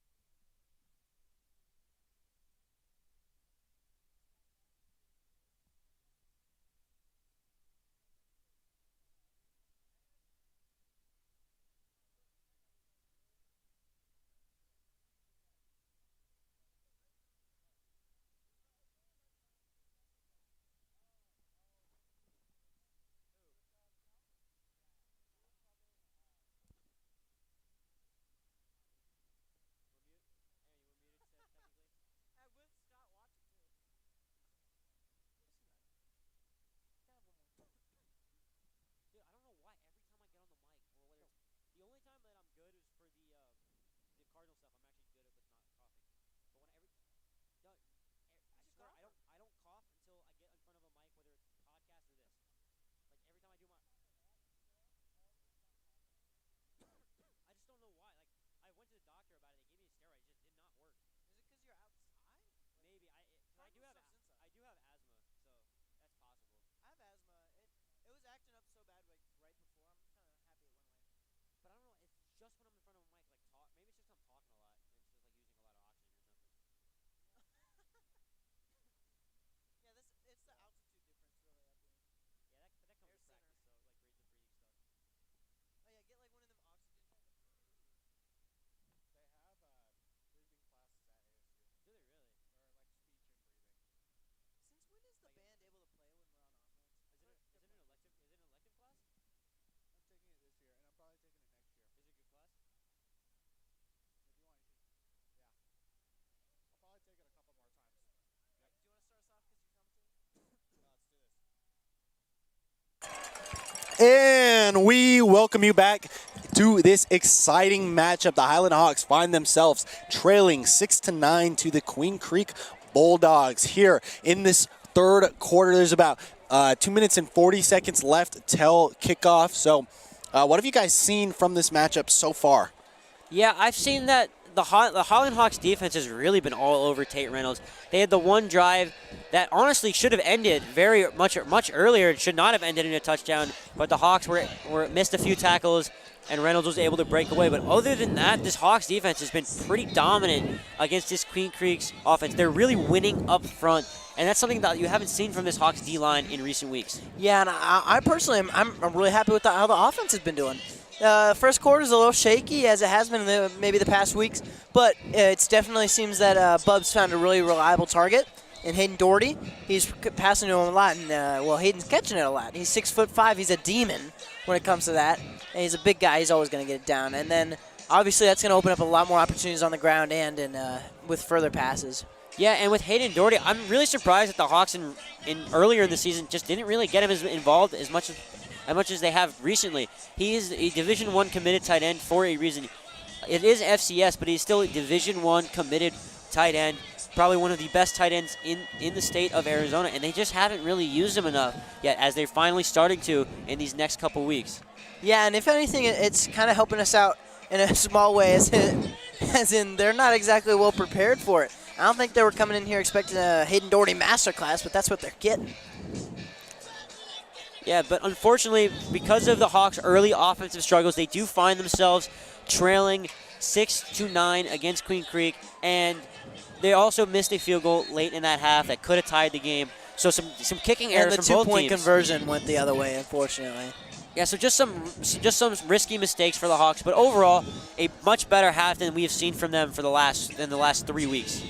Yeah, and Queen Creek will receive the ball to start the half in about 40 seconds here. Reminder, the score is 6-9. Highland is trailing. They're looking to come back, and Queen Creek's looking to establish itself as a contender for the Open Division Championship, while Highland's just hanging on by a thread, grasping at straws, and hoping every win that they get brings them just a little bit closer to the ultimate goal. Yeah, and Queen Creek is going to be getting the ball off the kickoff. They chose to defer. They won the coin toss at the beginning of the game, and they're taking it back 3. They're going to get the ball, and they've been showing pretty good offensive performance. We saw in that last touchdown for Queen Creek how the star quarterback there was just able to get around, create some mistakes in the Highland defense. He was really putting the game on his back. Obviously, Tate Reynolds, the Clemson QB, and I don't see any reason why that momentum would stop.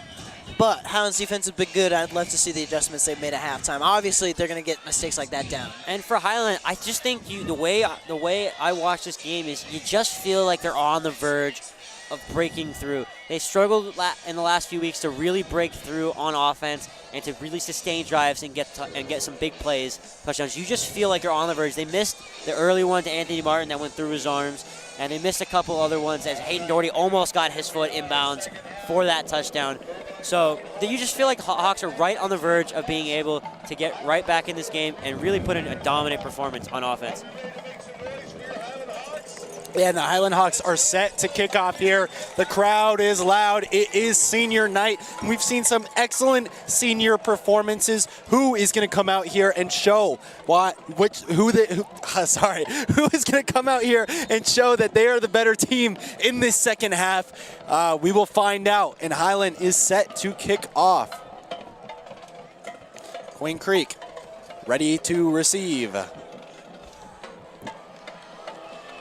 And the second half of play is underway. Queen Creek gets it at the 1, and it's an excellent kick for Highland and a great return here for ALA. Queen Creek, they're to the 35-yard line, knocked out around the 37-yard line. That's an excellent run back. They've had some great run backs here today. The last return mitigated by a penalty, but not this time. They're able to keep it clean, and they'll start this drive at their 37-yard line. Yeah, that's two super solid run backs off the kick. He got at the 1-yard line. Like, that is a lot of yards to go. And he's just finding holes, finding little gaps. And that was a really good coverage, too, by the Queen Creek. Just able to block Highland, get out of the way for a second time now. Yeah, and Tate under center is able to hand the ball off for a gain of about 3 there. So it'll be 2nd down and 7.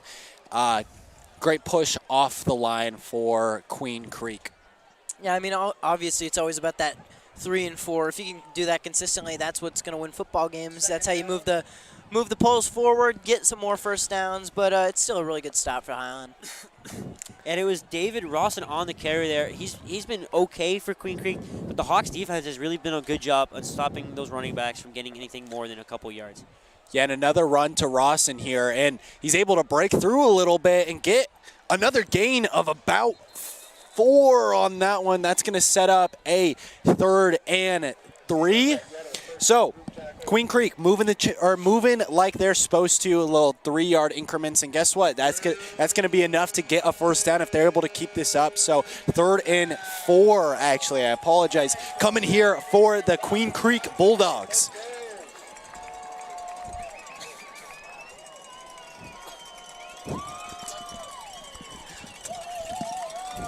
As 2 straight run plays for Queen Creek so far on this drive. And it's a play-action pass. He's got a couple guys open there and able to deliver the strike, but there is a penalty in the area of holding on the offensive line. The backfield there. Yeah, and that one will look like it'll be on number 73 for holding. He looked like he just grabbed hold of that high. Like Cooper Kamak on the pressure gun. He's had himself a really good senior night game, and that'll set Queen Creek back to a 3rd and 14 now. Yeah, and that's number 73, Evan Henderson on the hold. The center guard combo mitigates what would have been a first down here for the Bulldogs. A great pass by Tate Reynolds, but doesn't matter now. A better spot to be. Yeah, 3rd and 13 is the best spot to be in all of football. Just the money down right there. 3rd and 14. 3rd and 4. I think that's probably about 13. Maybe it's a. I'm just saying that might be. That's a long 13. That's all we'll say. But yeah, Romney under center, or Reynolds, sorry, under center, and a false start on the Bulldogs, and they just keep backing themselves up. Mm-hmm. Are they going to put themselves in an even better spot? What's better than 3rd and 13? A long 13 is 3rd and a long 18, and that's what they're going to have here. You want to go for 3? I really hope they do it again. Go for 3? I mean, go for 3 penalties. Oh, okay. The trifecta. No, they're not kicking a field goal on 3rd and 18. They're going for the trifecta here. And the Highland Hawks crowd is getting loud. Reynolds lining up under center as they do so often. A motion on the right side. Reynolds has time. He's scanning the field. He cuts out left. He has the legs to run, but Highland's looking to corral him. Some fancy moves there, and he's able to break through, and it's a first down for the Queen Creek Bulldogs. And that's the type of play that a Tate Reynolds can make. You got to make the tackle when you have him in your grasp. That is it. That is a play that is going to kill these coaches. 3 or 4 missed tackles, but what a run by Tate Reynolds, the Clemson quarterback commit. And he's just showing why he is a 4-star prospect and the best quarterback in the state of Arizona. I mean, that's the kind of play you lose 99% of the time.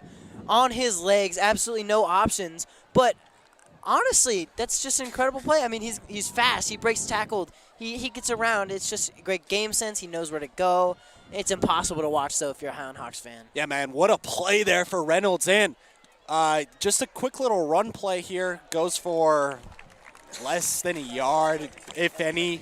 So it'll be 2nd and 10. But, man, Reynolds just making something out of nothing for the 2nd time here tonight. And Highland just needs to make tackles. I mean, you can let them get a couple yards on that play. They had a 3rd and 18, but you just got to push them out, get them down. And they just weren't able to do that. Yeah, similar mistake to the first half in which Queen Creek was able to get their touchdown. So the Hawks have made the same mistake twice, and you know that is a killer on film. Oh, man, yeah, but Reynolds lined up in, I believe that's the pistol formation. Awaiting the snap, a handoff. It's a fake play action pass, and that's number 87 on the catch, but he is stopped short. That is Dylan Sims, who's been one of his favorite targets here tonight. Dylan Sims, player. And a nice pass there to set up a 3rd and 5, a 3rd and manageable here for Reynolds. Yeah, good job being Highland, preventing any extra, just getting down there on the play. But obviously, that's still a really good chunk down. 3rd and 4. I mean, it's not as good as 3rd and 18, but we'll see what they do. But they'll take it for sure. 3rd and manageable coming here for the Bulldogs. 3rd and medium's never a bad spot to be. Highland defense is locked in right now. Reynolds under center, awaiting the snap. Motion by number 87, Sims. It's a play action. Sims is open. He slings it out. Able to cut back, and that is a 1st down for the Bulldogs. Another excellent play call here for Queen Creek. Yeah, Dylan Sims just gets open. He kind of just sat there for a second. You didn't know if maybe the Hawks would step up to him, but he was able to stay open and just pick up the 1st down. And that is a sign of a good quarterback, someone who just takes what the defense gives him. And that's what Tate Reynolds has done so far on this drive. All of that and more as Bulldogs are having one of their best drives of the night, up 9-6. There's 7:30 left in this 3rd quarter. Reynolds all alone in the backfield. 2 out left, 3 out right. This could be an explosive play for here for the Bulldogs, and it's kicked out 39, and he is hit hard, but on his feet. It's David Rawson on the little pitch play. That's Rhett Yetter, it looks like, on the tackle. Hit him hard, yeah, but he kind of went down. Actually, excuse me, that is Grady Crandall. But he looked like he hit him hard, but Grady Crandall was almost the one who went down there. So glad to see him get up after a very hard hit. Yeah, good initial hit, obviously, and that just really stuffed a play. Interesting motion. I don't see that much. Well, it's just a little pitch play. I think it's pretty common. It was just a forward pass, and it was more like a jet sweep. A jet sweep with the pass, but I do like a jet sweep. Once again, Reynolds under center. And another play action pass. They're using play action a lot here in this 3rd quarter, and Reynolds able to escape more tackles. He is just so explosive on his feet, and Highland is not able to bring him down. Another fantastic play to bring them to the 10. As Highland just seems to not be able to bring down Tate Reynolds, imposing his will on this Hawks team. The Hawks needed all 5 players to tackle him, as the Hawks will call timeout here, knowing that they need just a breather and just to relax a little bit on this defense, unable to make some very easy tackles. They started out the game so well. Yeah, so we're going to take a step back and thank Damage Control and DC Restoration, who specialize in providing outstanding and professional emergency and restoration services to your home or business. But I think on that last play, the big most unfortunate part is that Highland secondary did an incredible job of just closing off all the lanes that Tate Reynolds had to make the pass. He's looking and looking. I think Highland missed that first tackle. It was Jets on, and away we go for that run. A 3rd massive run for Tate Reynolds, and another drive-saving play, really. Yeah, and Reynolds is just putting the team on his back. He's showing why he's so highly recruited among nationally recruited players. As we see in the huddle here, Jacob Rutter honestly looks like he's reteaching his defense on how to make a tackle. The way I always explain it is you give the guy a big hug and then you take him to the ground. That is usually how tackles are made. So it looks like Jacob Rudder just refreshing his defense's mind on how to wrap up and make some tackles here, as the Hawks have struggled mightily in bringing down number 1 Tate Reynolds. Sims outright of Reynolds here for this play. 2 out left, a motion, and it's a fake pitch. Reynolds is going to take it on his feet again. He's been so explosive, and he's able to bring it to about the 5-yard line. They are now in a 2nd and 5 position. This is a spot where they feel extremely comfortable being able to cash it in for a touchdown. Yeah, 1st and goal with 10 yards when they've been so good at first downs all this whole drive. They've just been chunking.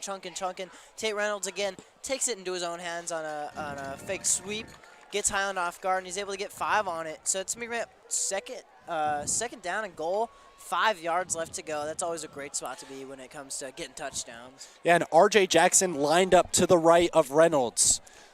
Can look for him to potentially be a blocker on this play. And no, he's going to go out. Yes, he is stopped short, about a yard short, and that's number 87 on the play, Dylan Sims. Yeah, honestly, it was really close there. It looked like if he stuck his arms out a little bit, he would have had it, but I think ball security is such a big thing. Reminds me of that Jacob Hollister play a couple years ago against Seahawks 49ers. You know, if he just reaches his arm out, maybe that's a touchdown. Yeah, but the difference between that play and this play is now it is 3rd down for Queen Creek. Unfortunately, that was the last play of the game. Of the season. Of the season, yes. Queen Creek did not just lose the game on And that once one. again, the same setup here. So expect maybe a running play to the right side or another passing play. And it is a running play to the right side. And he's in. That is a touchdown. That is a touchdown here for the Bulldogs. And yeah, just a great run play there for the Bulldogs. Sorry, guys. Yeah, I mean, when you get yourself into a position like that, you're expecting a touchdown. We have an injured player on the field, unfortunately for Highland. Gave up guys down. Hate to see that. I'm trying to figure out who it is. As soon as we find out, we'll let you guys know. But let's break down that play. Lined up, number 7, R.J. Jackson, like I highlighted in before the play started, was able to come in and make the block. And number 39, David Rawson, just able to punch it in for another score. Yeah, and that drive ran off 7 minutes and 11 seconds. What an absolute statement drive from this Queen Creek Bulldogs team to start the second half. And now the Hawks are once again in a position that they do not like to be, with another injured player as well. So hopefully for this Highland Hawks team, they're able to get the ball back and keep their offensive momentum going. But what a statement drive from this Queen Creek Bulldogs team. Yeah, I think the big headliner of the last drive is just the diversified running room they have. When your quarterback is so lethal with the run and you have a capable running back of just getting the job done when you need him to, it really is going to keep the defense on its toes. Highland isn't prepared to stop that, and unfortunately they just kept driving. Not many pass plays on that drive. I think it was only 1 or 2, and a lot of them ended up in Tate Reynolds' runs anyway. So the player coming off the field. It's number 15 for your Highland Hawks. That's Bo Tarwater. Oh, wow. Man, the senior on senior night, you just hate to see a guy go down. But luckily, walking off under his own power. Hopefully he's okay to come back into this one. Maybe he'll just need a little bit of a rest, and he'll hopefully get a rest because Highland's looking to strike offensively. Yeah, I mean, a little quiet tonight, but he's always been a really big key part of this defense, and he's a great locker room guy, too. It's going to be a huge blow if he doesn't come back. And he's on the sideline. He looks like he's jogging pretty well. So hopefully it's just a little bit of a, just in the moment, a little bit of a sting there. And so the extra Queen point Creek is up and missed good. one, but they do not miss the second. And now the score for the Bulldogs. 16-6 is the score. And the Hawks find themselves once again in the second half at home, down 2 possessions, similar to a game such as the Williamsfield game in which they were able to come back here. But that drive, not even that they scored, but the length of time it took them to score and the way they were able to just move the ball easily down this Highland Hawks defense is a very big concern for them going into the rest of the second half. But there is still a lot of time left for them to be able to come back and get back in this game. Yeah, and that's where the mistakes kind of come to bite the Highland Hawks here. I mean, the missed 2-point conversion, the missed field goal. That's 5 points they left on the board, and this is just a 4-point game if they're able to convert on those opportunities. So things that they would love to get back, but it's too late to get those back. You got to focus on this next drive, and for the Highland defense, they provided very little resistance on that entire drive. Reynolds just able to do whatever he wanted, whenever he wanted, so they're going to have to tighten up, and this Highland offense has to go on a sustained drive. They got to go on a 6 or 7 minute drive, let this defense adjust, and then battle it out in the fourth quarter. I don't think they'd mind a quick touchdown either. I don't think they will turn that one down if they can get like a kick return for a touchdown. No, they won't, but if they're not able to get a big splash play here early, a sustained drive will do wonders for this team, and a little short bouncing kick, maybe not wanting a return. Highland's been so good returning the ball and able to get to the 31-yard line. Fortunate flag out in the backfield. And it looks like it might be a hold on the Highland Hawks or even a block in the back. So it looks like the Hawks starting field position will be a little bit farther back from where that flag was. Yeah, another one of those risky bouncing balls, kind of try and go for it. Don't get it at the best spot. You're able to run it back for pretty good yardage, actually, based on the situation. But fortunately, it does look like it's going to be rolling right back for the Highland Hawks. Shows how much Queen Creek respects Highland's return game. It's been explosive today. They'd rather just give them the yards than potentially risk a big splash play being made. But a penalty on Highland sets them up at the 20-yard line.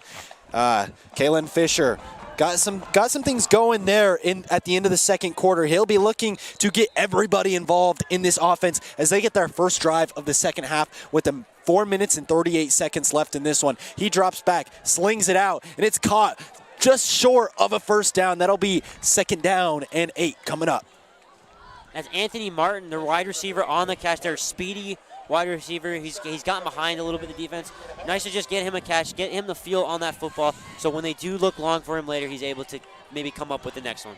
Yeah, defense playing a little behind there. Just it does have the biggest window to go down, so it's a really good play by Bo, just getting it right in where he needs to be and timing it how he needs to time it. He's able to get a great 7 yards on the play, it looks like.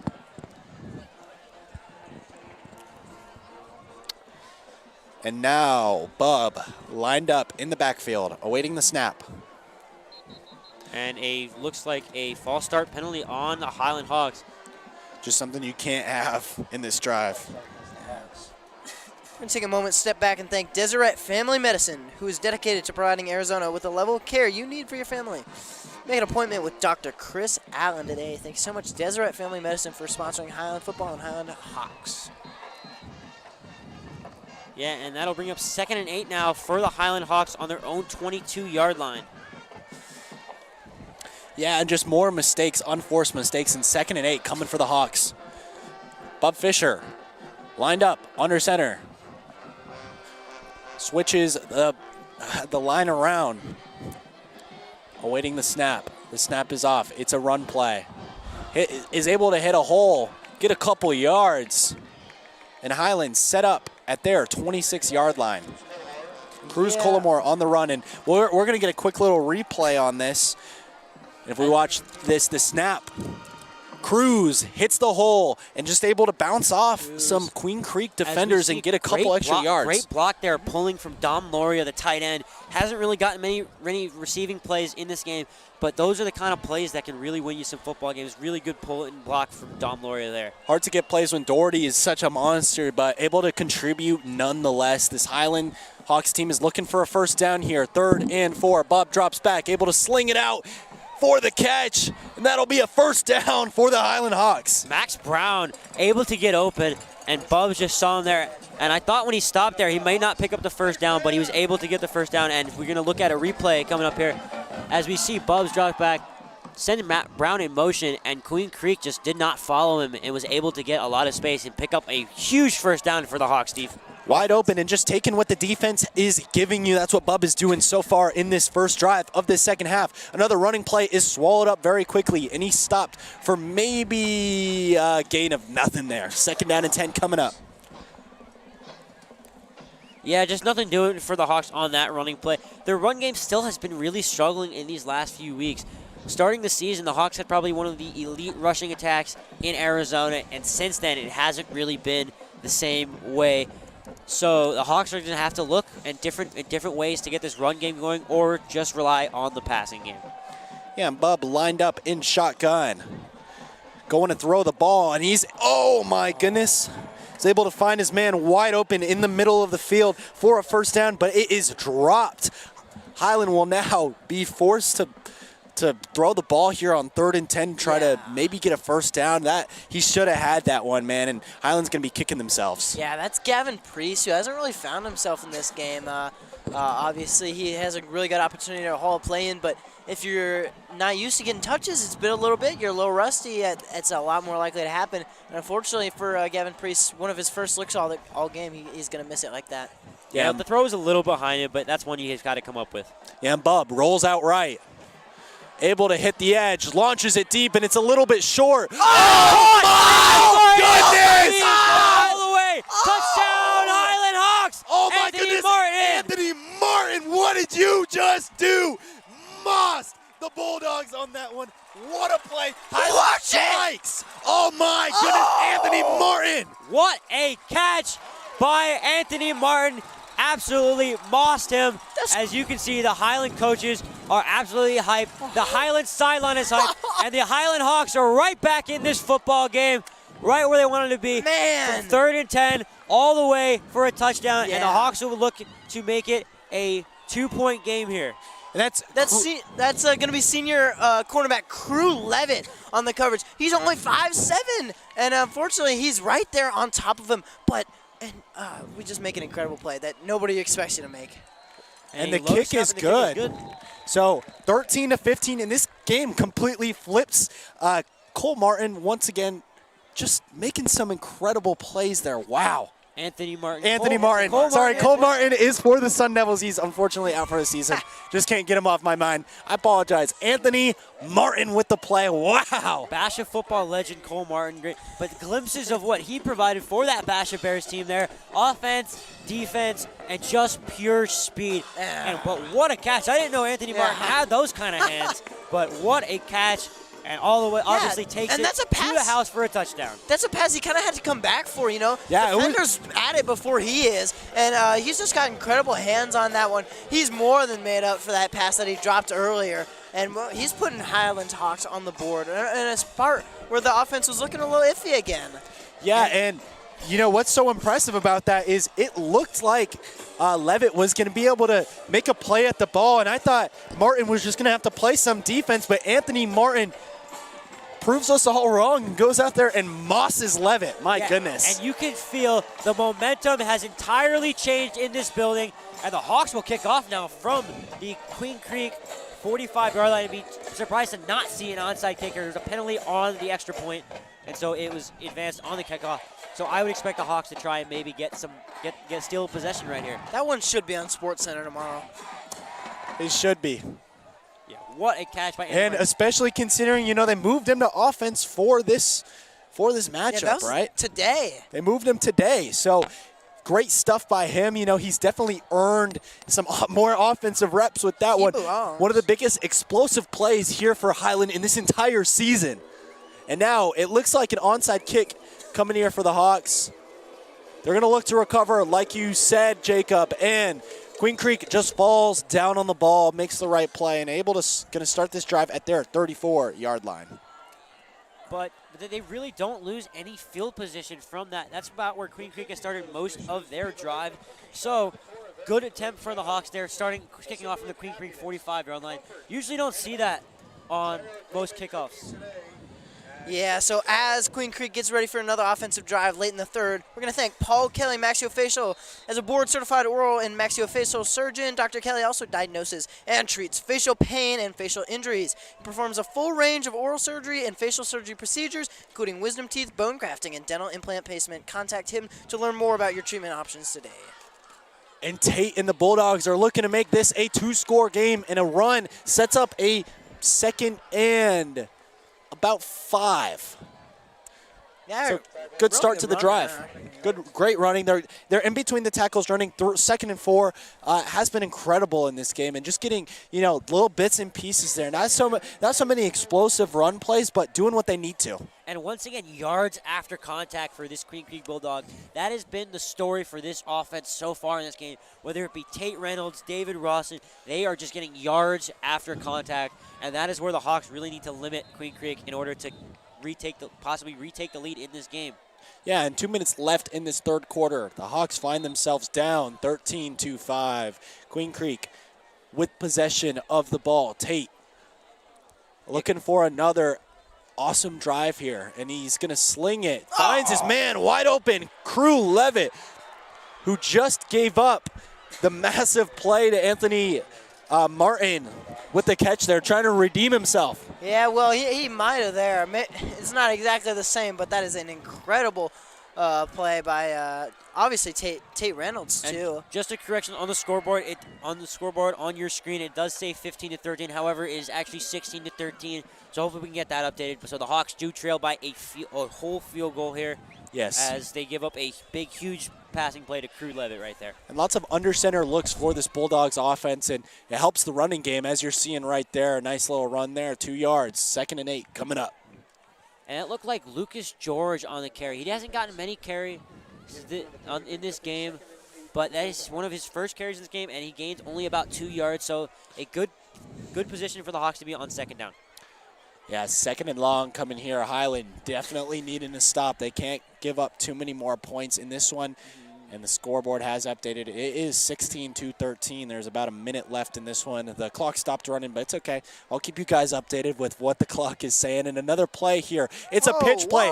Reynolds with the deep ball. Oh, my goodness, and it's going to be pass interference on Highland, just getting a little bit too handsy there. Trying to go with the flea flicker down the field, and just a little bit too much contact. I don't like that for these officials. However, I don't know. I think that's quite similar to the one we saw earlier with Anthony Martin. I feel like I've seen less. I would hope that they may consider picking up this flag, as there is some discussion here. So we'll see on whether they decide this is a penalty or not. They might as well throw the flag if they're just going to talk about it and review it. Gives them an opportunity to debrief, see what all of them saw. I saw a lot of hand fighting, but if they're able to come to the conclusion that it was both sides, then they should pick up the flag. And they have picked up the flag, and it'll bring up 3rd and 8. Wow.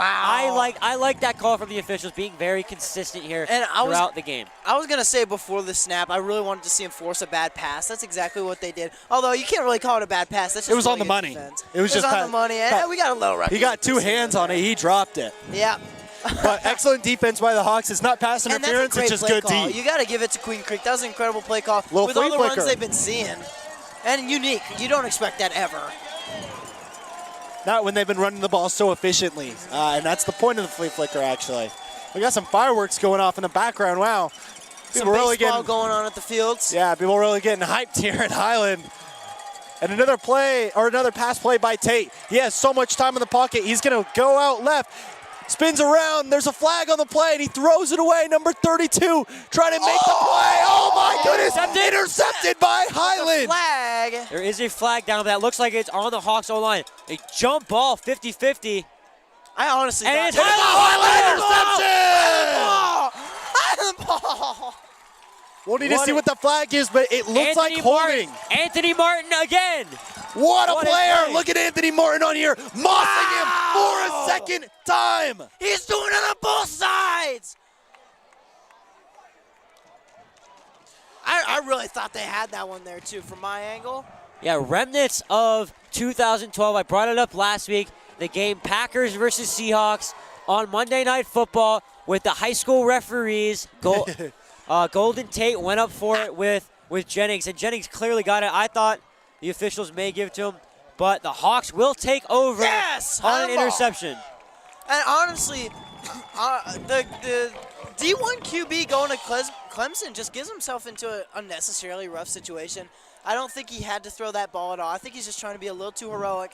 Maybe he thinks that the tape can look a little better, but honestly. Yeah, he was out of the pocket. He was free to try to throw that one away. And he was running backwards. I mean, that's one of the plays with the luck he's had on the ground. I'd say just run to the to the sides and see if you can get around.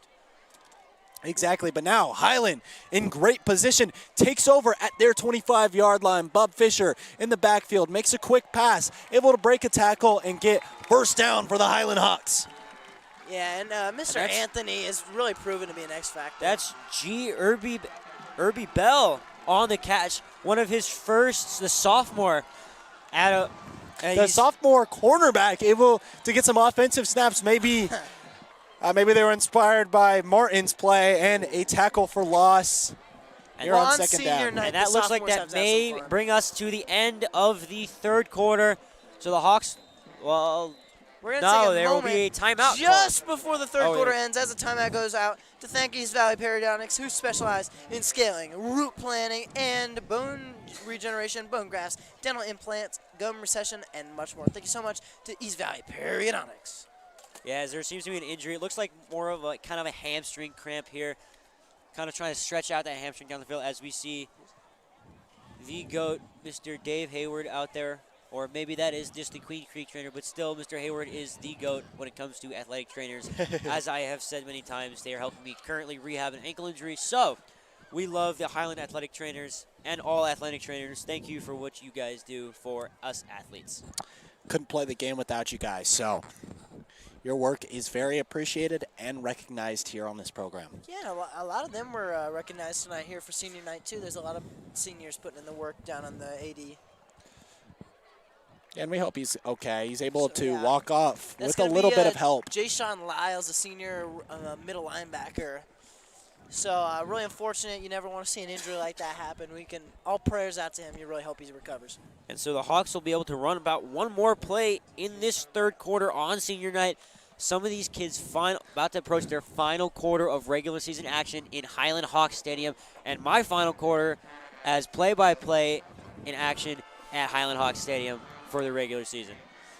Yeah, you know, a little bittersweet moment as their time at Highland is going to come to an end eventually, man. But they got to go out and make the most of this fourth quarter. Make this a fourth quarter that they will never forget. And we will see if Highland snaps the ball here or if they go hard count, trying to draw them off sides, and they will. It's going to be a play-action play. Looks like Bub might be going for a deep shot.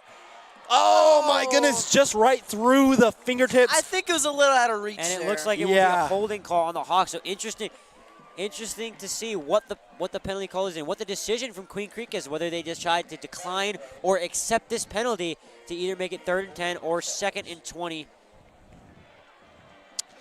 Yeah, you just can't have that on that play, especially if they're not even going to complete the pass, man. Just 2 negatives don't make a positive, right? Yeah, obviously Bubs is starting to really love this Anthony Martin guy who's just been called up today to play on offense on senior night here, but he is a junior putting in all that work. As they are going to move the post back, they're going to give him And they have accepted the penalty. Anthony Martin. It may be an untimed down here for the Hawks.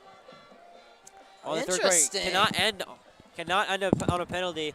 And so it will end up being an untimed down, it looks like, for the Highland Hawks. Interesting. You don't get to see that very often, that's for sure. Highland with a 2nd and 20. A little less than 20. Maybe 2nd and 18, potentially. It's like 20. It's like 20. Think so? I think so. Yeah, it the might two's be. just as far back as it might be 20. It might be 20. You're right. 2nd and 20 here for the Hawks. Quick little swing pass out. Oh! Able to break a tackle. And the Hawks gain all those yards right back. Yeah, able to get all those yards back, and that will bring us the end of the third quarter. And now the Highland Hawks will go into the fourth quarter with a 3rd and about 7, excuse me. And we'll see a replay on that one. Yeah. Just able to slip a tackle is number 12, Boston Rinneman. The guy we saw him get injured earlier in this matchup. Good to see him out making plays on senior night. Yeah, and credit to Gavin Priest and also number 72, Adam Greer. They both did a really good job blocking, and they're half the reason that he got as many yards as he did on that one. Yeah, and Boston Reneman finally starting to get some plays going. He has struggled in the last few weeks. He's had moments where he's looked good, but this game he's played a lot better. When he has gotten the ball, he has found some space, whether it be on the pass game or in the run game. So going into this fourth quarter, Strider, what do the Hawks need to do to retake the lead and to put themselves in the driver's seat late in the game? Man, I mean, they just started doing it right there, getting half of what they lost on that penalty back. 3rd and 6 coming for the Hawks. That's exactly what they needed in this one.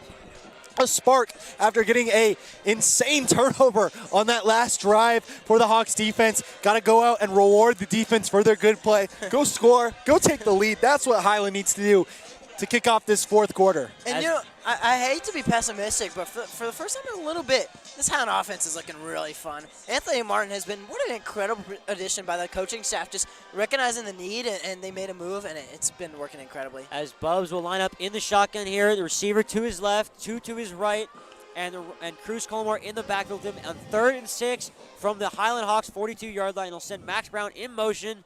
Bubs drops back. Off his back foot, heaves it to Anthony Martin, and it's just over his head.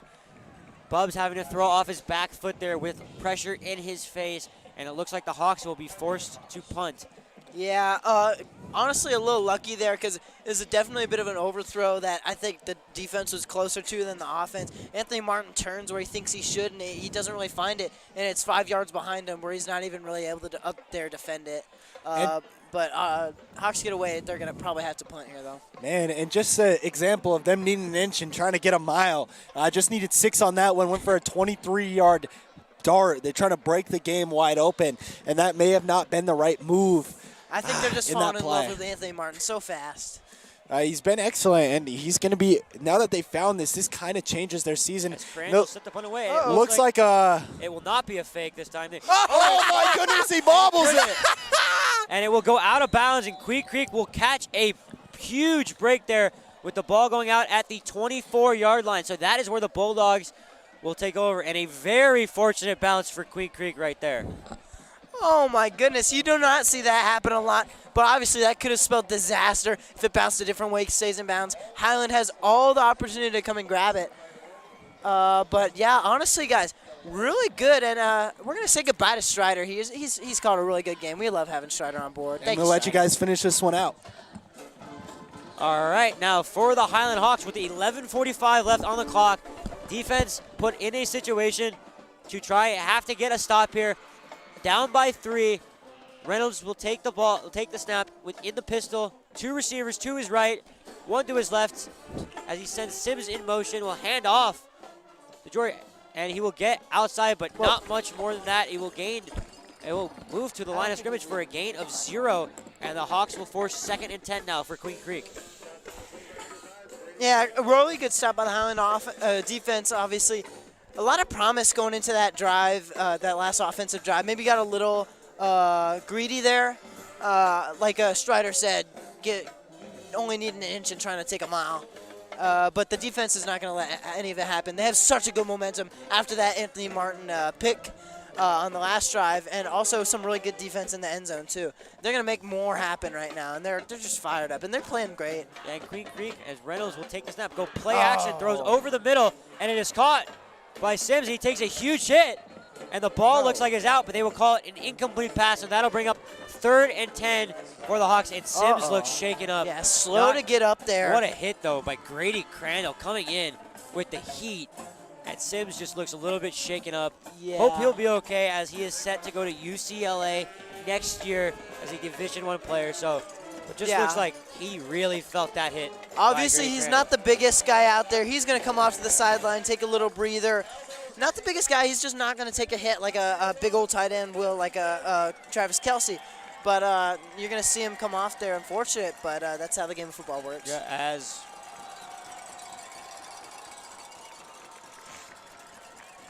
as now the whistle will be blown again, and Reynolds will take the snap in the pistol. We're now in the shotgun with 2 receivers on both sides of him. Drops back. He'll look to run on a QB draw, and the Hawks are unable to tackle him again. And he breaks away, and there goes Tate Reynolds down the right sideline. And they're finally able to knock him out at the 29-yard line. Another huge play and huge run from Tate Reynolds, and the Hawks once again unable to bring him to the ground. What a shame. Obviously, that's a good play design. We haven't seen Tate run in a while, and you're starting to think, hey, that might not be as much of an issue anymore. I'm really liking these pass plays and run plays that I'm defending. Oh, there goes Tate, and he's going to knock off a 30, 40-yard drive. So you just can't fall asleep like that, because even if it is a good play, that's a 10-yard play. That's all it should be. It shouldn't be 40 yards. Put him in field goal range. Yeah, and Tate Reynolds once again has had so much success with yards after contact. I think he has had 100 yards after contact himself as he hands off to George, and he'll gain about 3 yards on first down, bringing up 2nd and 7. And that another big drive for this Hawks defense, having to try and get a stop late in this game. Yeah, with a guy like Tate Reynolds, great quarterback. It's really interesting to see him in person. Definitely a privilege, too. There's some generational type guys, really good players that you only get to see, and it's really a privilege every time. If he goes to Clemson and goes off to the NFL, you can always think back to the high school game you watched him play in. But obviously, he's just a really good player, so you got to give him all the credit. As Reynolds will line up in the pistol. And Tuba turnout. Yeah, Tuba turn-up starts here at Highland. One of the best traditions is Reynolds will take the snap on 2nd down, will hand to George, and he will gain about 5 yards to bring up another 3rd and 1 to go for Queen Creek. Another drive, which looks like this may be 2 plays. Yeah, 2-play drive here. As we're entering the 4th, obviously we're going to thank Damage Control and DC Restoration, who specialize in providing outstanding professional emergency and restoration services to your home or business. Thank you so much, Damage Control and DC Restoration. Yeah, thanks to Damage Control and DC Restoration as we move back to the Highland Hawks and the Queen Creek Bulldogs, actually 3rd and 1 from the Highland Hawks 22-yard line.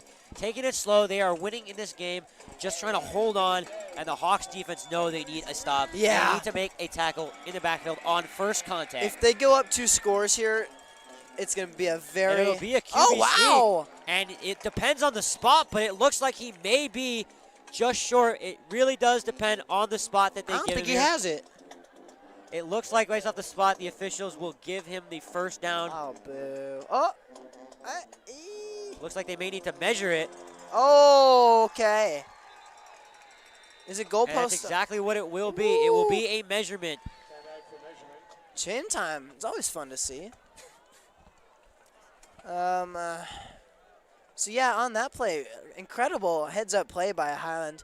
Know they need a big stop here, and they're able to get exactly that, especially on Tate Reynolds, a guy that they've consistently shown that is a very, very hard guy to stop. And they're able to do it this time. Let's hope the chains go our way. And I don't like the spot, but I think they will. I think they gave him a very fortunate spot here, and it looks like he will pick up the first down. It is a first down for the Queen Creek Bulldogs. I did not think that was a great spot there. I don't like the spot Unfortunately, either. we do not have instant replay in high school sports, as some AIA officials will make sure to let you know when you ask them about a call. They make sure to remind you that there is no instant replay in sports. So, unfortunately, Queen Creek picks up a first down at the Highland Hawks 21 with about 8 minutes left in this game. Up by 3. Hawks defense really needing a stop here. I think they could make an exception for Highland games because of our incredible film work and our incredible replay crew. But as Reynolds will take the snap, hands to George, and he'll break through the line and will pick up a gain of about 8. Great run on first down there for George for Queen Creek. Yeah, unfortunately, this drive's just starting to become a bit of a long one for them. That's exactly what the Hawks need, or don't need, because the Hawks need time. And you worry if they go down 2 scores here that it's going to be really hard to come back from if you only have 6 minutes. So obviously Highland is just hoping for a big stop, maybe a turnover. That'd be incredible to see here. But obviously Queen Creek's getting real close to the jugular here. Yeah, all the Hawks need is 1 or 2 more big tackles in the backfield, but they have to be able to make those tackles on first contact. They haven't really been able to do that on this drive, and that's where Queen Creek has been most successful. As Reynolds will take a snap, hands up the middle to George, and he will pick up a first down and goal for Queen Creek. And they are really moving the ball well now up to the Highland Hawks 6-yard line. As you can hear it on the Queen Creek sideline, they are getting excited for this Queen Creek Bulldogs as they will take over first and goal from the 7-yard line. as we'll take it slow once again.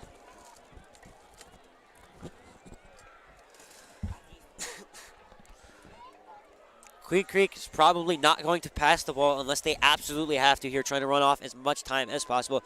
As Reynolds takes a snap, hands up the middle to George, and the Hawks defense is finally able to stop him. But he is pushed forward to about the 4-yard line. This Queen Creek O-line is really getting some push there. Yeah, obviously that's the kind of play you need to do as Highland, just like they did against Tate Reynolds, just stop him right where he is, because that's the only way you're going to get out of this, with your head above the water. So as we process this red zone field position, we're going to go ahead, step back, thank Cookie Company, whose mission is to be the local cookie shop at the core of every great town, a symbol of happiness, comfort, and hope. Try their gourmet cookies today. Queen Creek is going to line up for what is going to be an exponentially important play right now. As he'll line up, understand, go play action, and he'll try and get outside. But finally, the Hawks are able to bring him down in the backfield. Tate Reynolds is unable to get outside, and that'll bring up 3rd and goal for Queen Creek now with 6.5 minutes left. Probably the biggest play of this game so far for this Hawks defense. I think the biggest part of it, too, on the outside, it's going to be Bridger Roner who gets the tackle, just guarding the outside, where they think they can get a decent chunk going on, because they have been all game, and Bridger Roner has just had it head up in the play. Awesome to see him getting himself in the game on a run play as a cornerback. As Tate Reynolds and the Queen Creek offense will have 3rd and goal from the 7-yard line, and the nest is rocking right now, knowing that this Hawks defense must get a stop here, as Reynolds will take a snap, as he will have a free lane, and he will walk into the end zone for the touchdown. The Hawks fooled again on a play-action play, and Tate Reynolds once again takes it in for the touchdown, and Queen Creek extends their lead to 2 scores.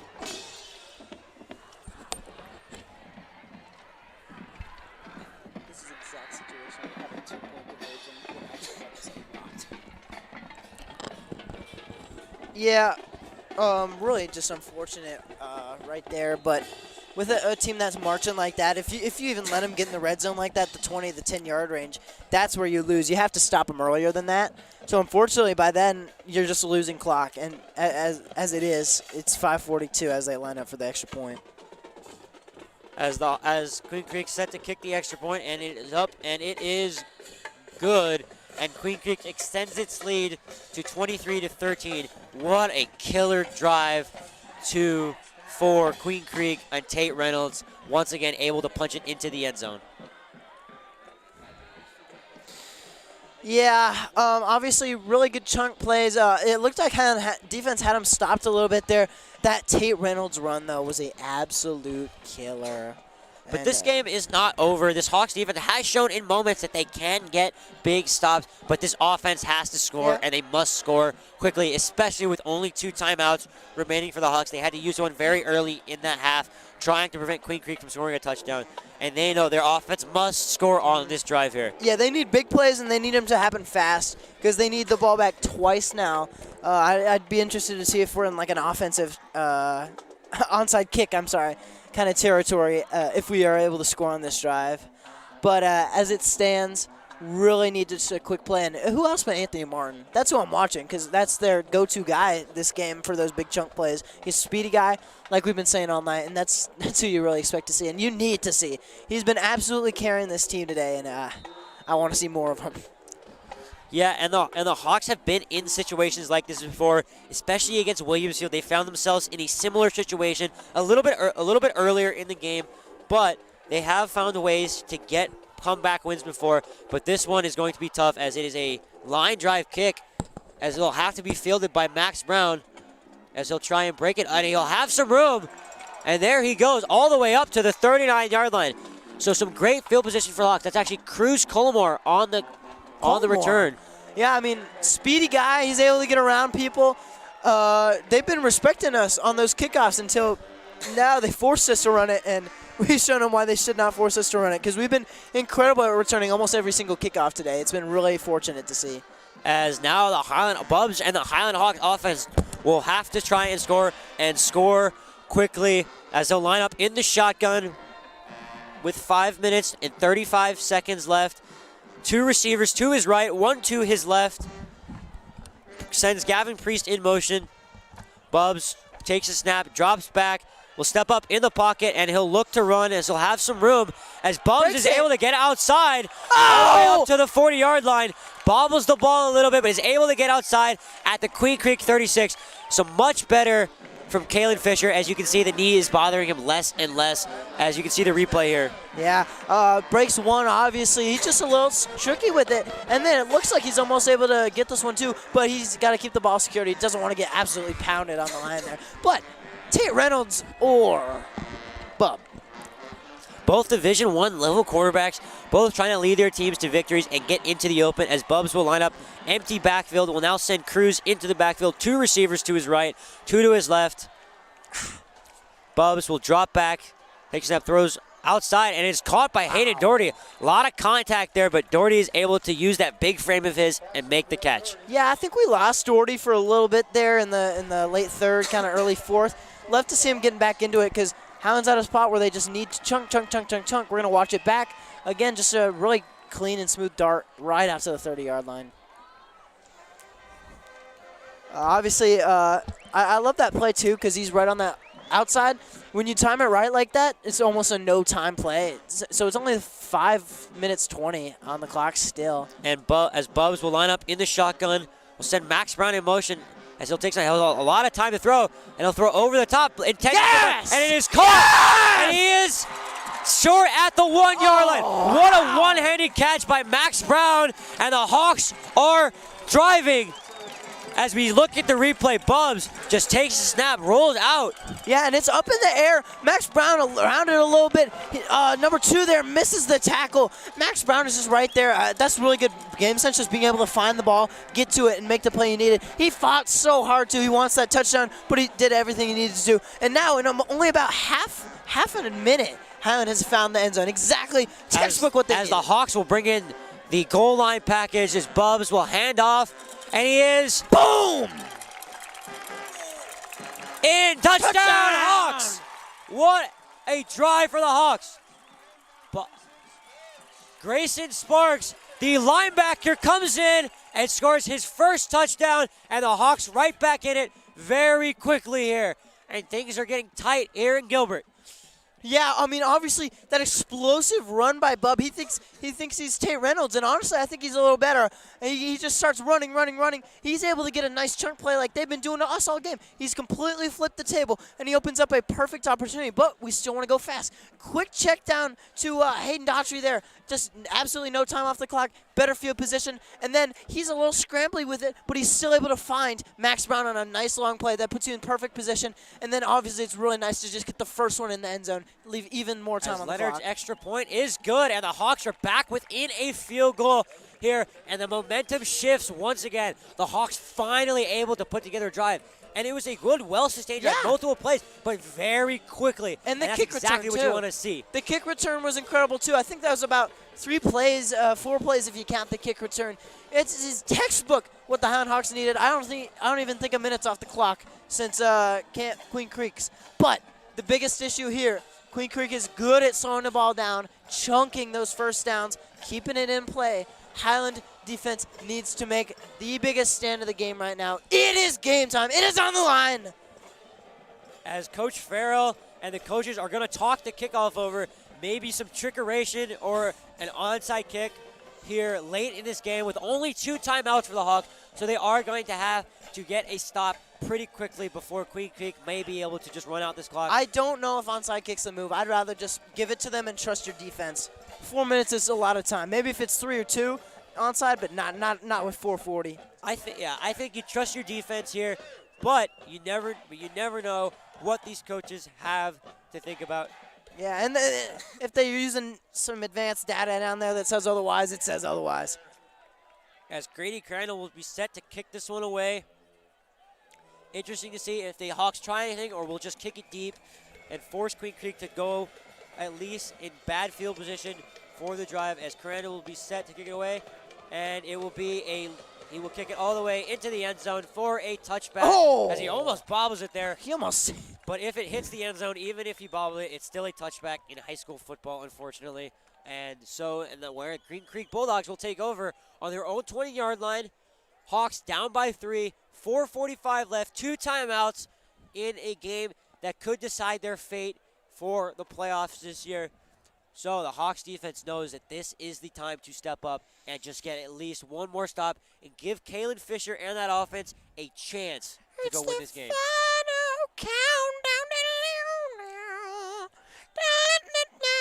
Give him the Grammy already. No, Yogerson.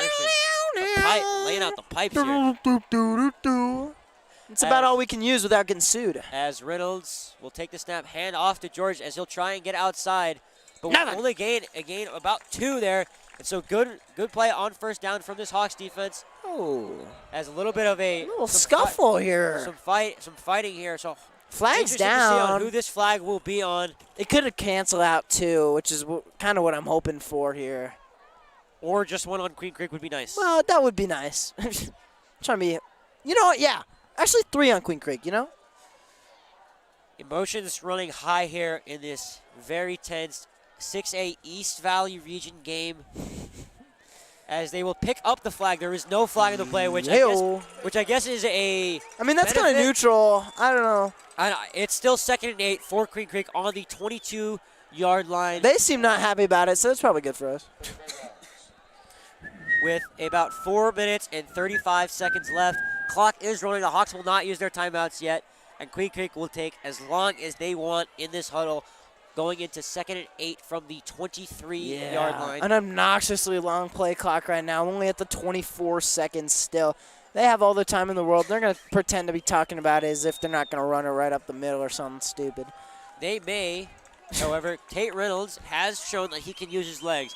So the Hawks have to be aware, especially from this pistol formation, of a read option. Hawks stacking only 4 in the box as Reynolds will hand off up the middle as it's a hard hit there. And it'll bring up 3rd down. Huge play, huge 3rd down now for this Highland Hawks team. They will not use their timeouts yet. Save them for if they do not get the stop here. But it'll bring up 3rd and 4 from the 27-yard line of the Highland Hawks as the nest is rocking, trying to get one more stop for this defense to give the Hawks a chance to win this football game. And what a big win this would be. Highland needs this win if they want to stay in the open. This is where the emotions are absolutely going to peak. If you make this stop, you have a football game. If you don't, who knows? Let's see what happens. As Reynolds will line up in the shotgun, and there is a whistle. Maybe a timeout, Queen Creek? It looks like something to do with the clock management. Is the play clock has shut off, so on the other side of the field. So interesting, see what happened. They're trying to get it back up. And as the play will start again, 3rd and 4 from the Highland Hawk, or the Queen Creek 26, 3:15 left in the game. As Reynolds will line up in the shotgun, takes the snap, will run up the middle, a quarterback draw, and he will have the 1st down and a lot more. And he's finally tripped up as Tate Reynolds once again beating the Highland Hawks with his legs. And now the Hawks are probably down to their final 3 chances to get a stop in this game to keep themselves in the possibility to win this game with 2 timeouts left.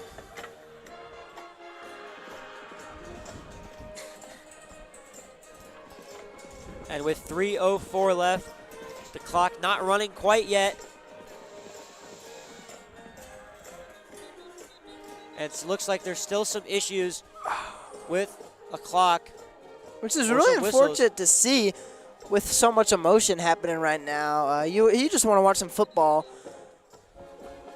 This one, folks, it's going to go down to the wire here.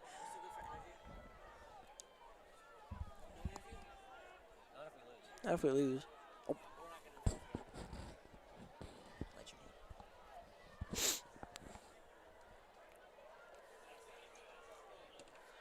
See what the refs have to say about this one. Interesting discussion between Coach Farrell and the officials. Unclear what these discussions are about. Maybe a clock issue for the Hawks here. Maybe it looks like they're dealing with the play clock is struggling to get back onto the working side. And so As 3:04 left, Queen Creek will have 1st and 10 on the 43-yard line as the clock will start to run, as they will take as much time as they need to get this play. And the play clock is still not working, so it's unclear. Woo. Exhilarating football. See, the game clock is running. As it looks in the stadium, it's actually about 8 ahead. As Reynolds will take the snap, will hand off to George in the backfield as the Hawks are able to stop him for a gain of only about 3. And so the Highland Hawks will use their first timeout their second timeout with 2 minutes and 30 seconds left in this game. And Queen Creek will have 2nd and 7 from the 47-yard line here. As the Hawks know, they are down to their last 2 plays to try and prevent Queen Creek from getting 7 yards. Otherwise, this game is likely over for the Highland Hawks. Let's see what happens. Obviously, you're just going to get them in the best mood they can be. You're going to hype them up. The band here is going crazy. This is what football's all about. It's all about these moments. And honestly, I feel like Highland's had a lot of these moments all year, whether defensively or offensively, where it just comes down to the line. It's been some really fun football here as we close the end of the season and start of the playoffs. It's fun to reminisce. Yeah, and for Highland here, they have to keep an eye on Tate Reynolds on the last few 3rd downs and 2nd downs that he's been able to get away from them. They have to keep an eye on him, otherwise they have absolutely no chance to get back and win this game. So it'll be 2nd and 7 on the 44-yard line, or the 46-yard line actually, of Queen Creek, as Reynolds will line up in the shotgun with 2 receivers on both sides of him, as he'll just run to his left on a speed option play. Oh! The Hawks are able to stop him for a gain of only 2, and that'll bring up 3rd down, as the Hawks will use their final timeout of the game with 2:27 left. That'll bring up 3rd and 5 for Queen Creek here. And I wouldn't even be surprised if Queen Creek considers running 2 plays here if they're unable to pick it up. Could be. But I expect the Hawks to send an all-out blitz, try and stop Queen Creek here, and maybe get the ball back with a little bit over a minute and a half left in Obviously, this game. yeah. I'd say do the same thing, but you got to watch that tight end, 87. I think that's the perfect play where he's going to slot in, chunk you for 5 yards, and absolutely kill the game for you. So obviously, you have to be wary about that. If he goes down the middle, tries to keep the clock going as well. But it should be all man on deck, just stopping the run. As the Hawks season is on the line here, a very different path it could be from if they are able to get this stop or if they are not. So probably the biggest play of Highland season so far, 3rd and 5 from the 49-yard line. Queen Creek up 23-20 with 2:27 left.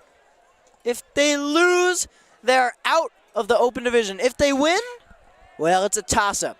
But this so you're make or saying break there's a chance. That is what I'm saying.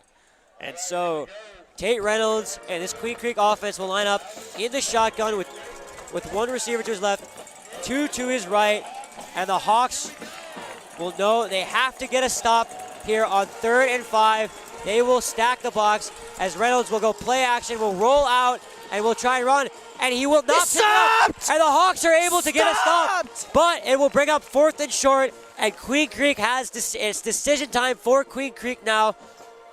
Interesting decision, because if they go for it and get the 1st down, this game is over.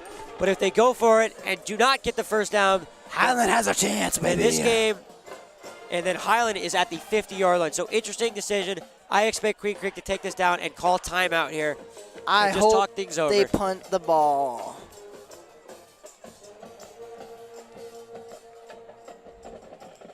And it's still talking time for Queen Creek. Yeah, the play clock's broken in the stadium. I'm not really sure how much time they have either. Interesting to see whether it is a timeout for Queen Creek, as I have been signaling up in the booth. I know no one can see me, but I'm like Peyton Manning on Monday Night Football asking for 15 timeouts because I want Queen Creek to talk this over and just consider giving us the ball back and giving the Hawks offense a chance to win this game. Which is something we'll make a formal complaint about to the AIA, that they do not listen to Jacob's timeout play calls for the opposite team. Yeah, everybody should be listening to my play calls. Well, honestly, I think they should have a big Jacob and Noah camera. Well, we need a Jumbotron in Highland Hawks Stadium. I think that's going to come with time. Be like one of them Texas mega stadiums that's bigger than Sun Devil Stadium. Yeah, the Hawks will be, at some point in our lives, the elite powerhouse in Arizona. Oh, yeah. With the biggest of the United States. Of the United States. And let's see what and Mexico.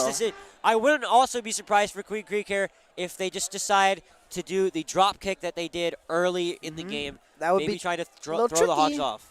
Yeah. Honestly, I think in a good number of years, Canada and Mexico will be integrated into U.S. high school football. Maybe they will, and it looks like Queen Creek will send the offense on the field. Oh, boy. Tate Reynolds in that goal line formation with R.J. Jackson next to him. Oh, boy. The biggest play of the season for the Highland Hawks offense as Reynolds will go under center. No! And the Hawks have jumped offsides, and this game is over, and they know it. And it looks like the season is over. Oh, that is heartbreaking. The open hopes for the Hawks may be over. It looks like they're discussing it to see if maybe Queen Creek may have moved, but it looks like it will be offsides on the Highland Hawks. And it is, and this game is over, and the Queen Creek Bulldogs have defeated the Highland Hawks. Oh, no. Oh, that is the worst way to lose a football game, Jacob. And just mistakes. That's the story of the game once again for this Highland Hawks team, as they will fall short against the number 9 team. I've seen way too many of those this year, man. Unless they maybe fumble the snap, a miracle in the Meadowlands kind of thing. But I highly doubt it, and it looks like the Highland Hawks will fall short on senior night and on my last game in Highland Hawks Stadium as the play-by-play. We'll miss you, Jacob. As Tate Reynolds will take a knee, and all he has to do is take 1 or 2 more of those, and the Queen Creek Bulldogs have defeated the Highland Hawks. And just what an unfortunate way to go out for your season. It was a good jump from the nose guard, would have been. I didn't catch the number. Unfortunately, I'm sure he's going to feel that. Obviously, if you're a fan at home, please don't send any hate the player's way. That's a play they can make on any down, any drive, any game. And if it's at the low and localized moment where the tensions are high, you have to be able to excuse him for that, forgive him for that. He really shouldn't receive any hate for that. That's just one of the things that's going to happen in football, but obviously at maybe one of the worst moments. And the Queen Creek will have to take one more snap as Tate Reynolds takes another kneel down. And that'll wrap up the Highland Hawks' chances for the Open. They are officially out. They will be in the 6A tournament once again. But just Queen Creek's a good football team. Just a heartbreaking loss because they had the chances to win this game, and they just couldn't capitalize as the Queen Creek Bulldogs have beaten the Highland Hawks 23-20. And Queen Creek sets themselves up and will likely put themselves in the Open as Coach Farrell knows what a sad loss this is, as you can see the guys just depressed. And that'll wrap up the Highland Hawks home season here. They may be back here for the 6A playoffs. There's a good chance they host it, and that'll do it. Queen Creek has defeated the Highland Hawks 23-20. Thanks for tuning in. This is for my final game as regular season play-by-play at Highland Hawks Stadium. I'm Jacob Fredericks. I've been Noah Yogershin. And thank you guys for tuning in. And we'll see you guys next week at Desert Ridge. Good night.